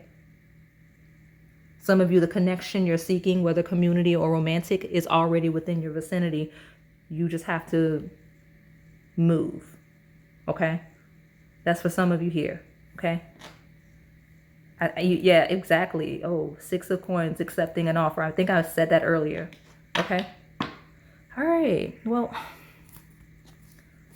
okay. So in reverse, I had it's time to take action, new moon in Aries, which is interesting. I want to pull one more just because I don't know how to take. I'm going to be honest. I don't know if I should take it in reverse or not, because it says it's time to take action. In reverse. So in reverse, it will be don't take action. But Aries is also independent I, me energy. And you have a lot of Libra, we base energy. Let me take one more. Yeah, okay. So I may not be meant to clarify too much for this pile. It's a great pile. Okay. But you do have to act in some way for whatever it is this is resonating for. But the answers you need are coming. Okay. Full moon in Gemini.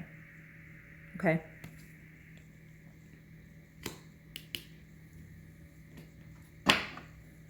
I will say, oh, look, it's back. Okay, so I love it. It's not back. Aries energy is in fact back, which upright Aries energy talks about being very active. Mars is going after what you want in that anger.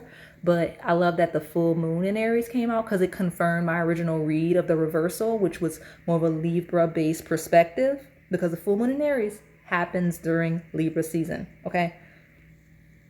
And now you got both Aries season, which is a maturing energy of the self, and an upright energy of partnership. Okay. So we could be talking about romance because Gemini is like mirroring energy. We've got the two birds, and I felt like I had two more birds on this card. So we could be talking about a relationship. We could be talking about community. We could be talking about like charity work. We could be talking about any kind of collective connection-based energy. Okay, it's going to resonate differently for all of you, but a less self-identified energy, more connection-based energy. Okay, that's what's coming in for you. Okay, fiery climax approaches, which honestly feels like that anger. And I'm not gonna lie, anger to reunion of souls with this energy feels very sensual. So we could very well be talking about romantic connections following your passion. Okay, because anger could be like passion. Like I don't want to make it a toxic thing. I'm talking about emotions in a reading the table kind of a sense, like stimulant, right? Like I'm thinking stimulation. Okay, that's what the comparison between anger and passion is. It's stimulation, being stimulated in some way, whether we're talking about sensually or motivated to support something, could be a cause, right? A stimulation towards an action, right?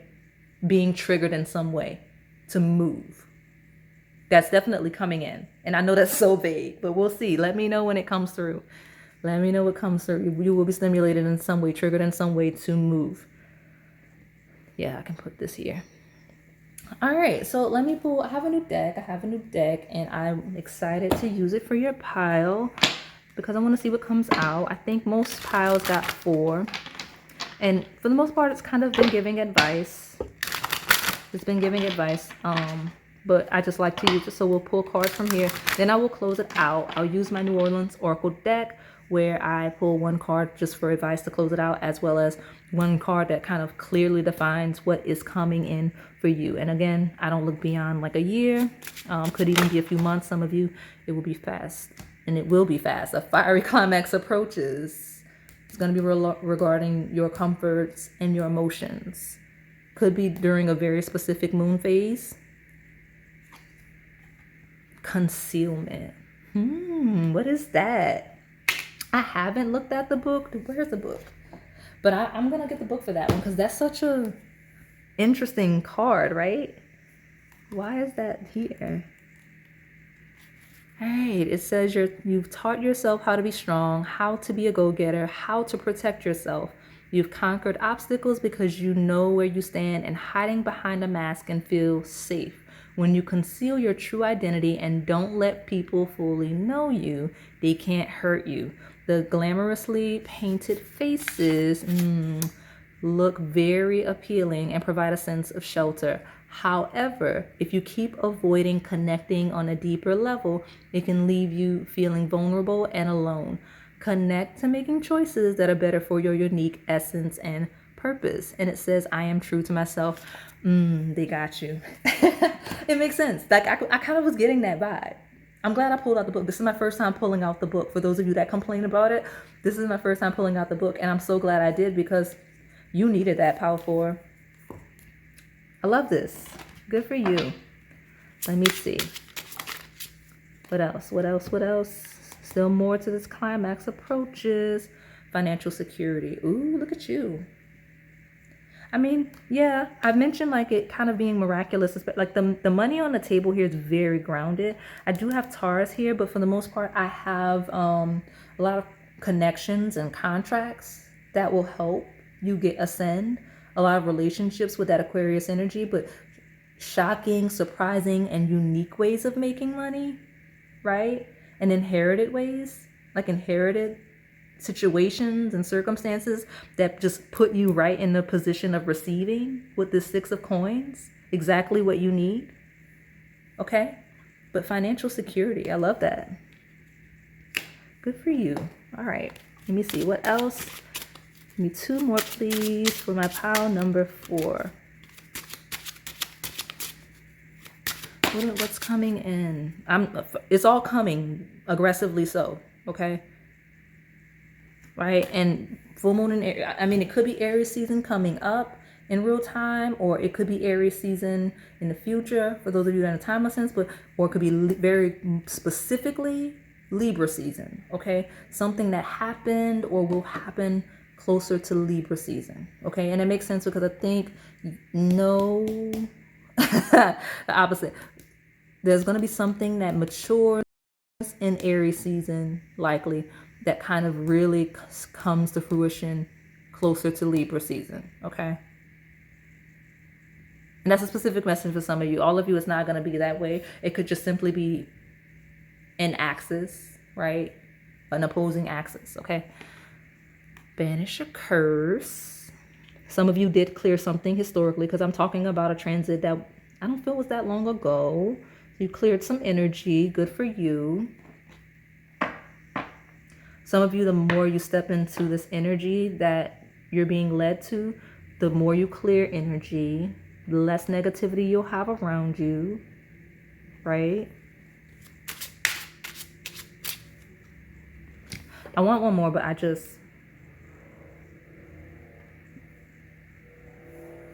something about hidden funds, right? Concealment, financial security, banish a curse. If someone's been hiding, withholding money, inheritances, any of those things, banish is going to clear, okay? Fiery climax approaches. Like anybody that's been playing with your money, it's going to clear, okay? Don't worry about it. Or has historically done so. It'll either be revealed, that energy will clear, or we'll see some karmic justice, because we do have a lot of Libra energy on the table, and we do have that Aries Libra axis that's very prominent.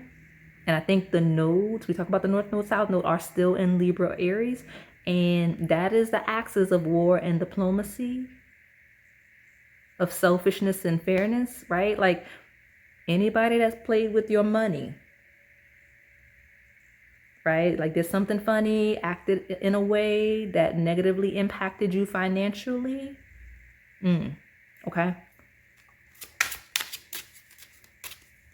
And I mean directly so. Like, right? Like if something happened and it just happened, like if you took a risk on something specific, like if you took a risk on like an investment, like if you lost money gambling or something, that's different. But like if someone like directly like either stole, hid money, like actively went out of their way to affect your financial security, right? You're gonna see where that's either it's gonna come out and you'll find out about it if you don't know, or you will see there's a lot of justice on the table, which is legal issues, right? As well as just higher power karma. I mentioned you have 3 major arcana on the table of 5 cards. So like most of your cards are higher power, judgment, okay?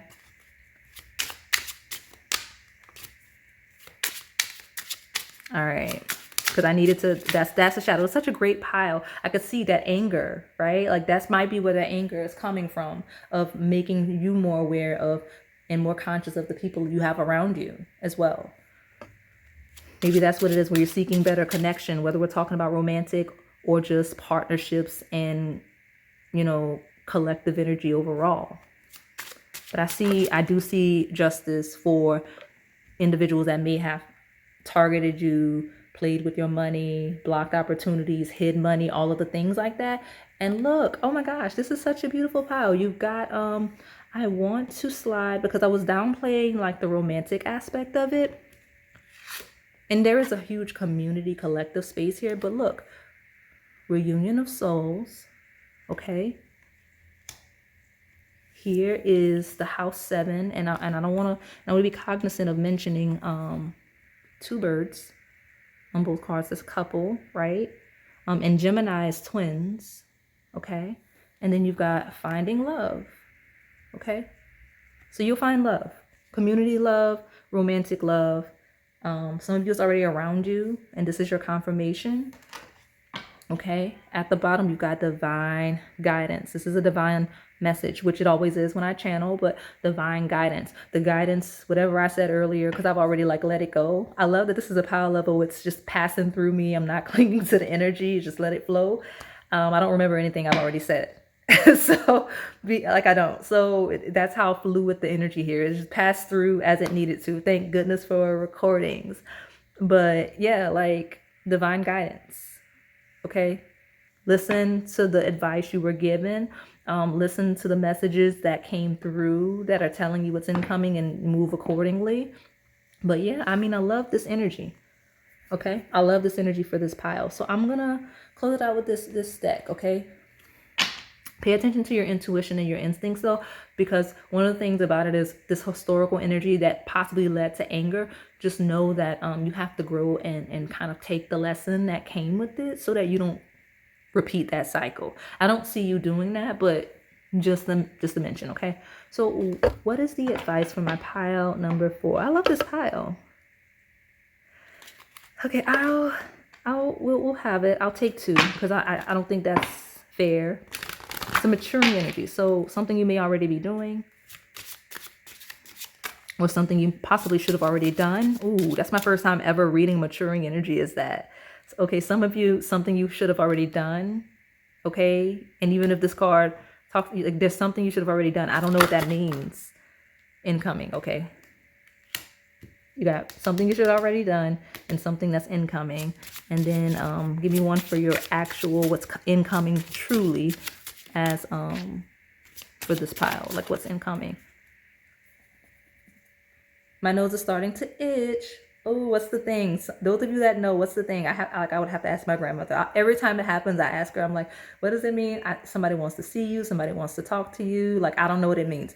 I would have to ask. But there's an old wise tale, and like now I have the itchy nose. Okay. Some of you may truly just have allergies. That's your confirmation, or someone connected in this collective energy could have allergies. But yeah, I got an itchy nose now. And I don't know the wise tale. So like everybody in the comments, tell me what it means in your culture. What's coming in is kind of slightly maturing, elusive priestess. I'll read the book.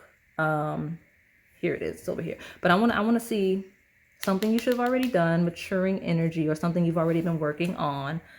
Lanyap, a gift. Look at you. So Lanyap is a gift. That's what that book says. It talks about a gift. I'll probably read the book, but maturing energy, gift. Okay. And then I'm not going to take it in reverse, but there may be a blockage. Oh yeah, because it's new beginnings. It's new beginnings. So you're resistant to new beginnings, but it is an incoming energy of a new beginning. And it is a cemetery, which talks about letting things go, clearing energy and releasing the past. I do mention a moving too slow thing. I'm not gonna lie. Like being resistant is coming back to me. It's coming back to me. See, they remind me. They talk to me when I don't remember what's going on. They say it again.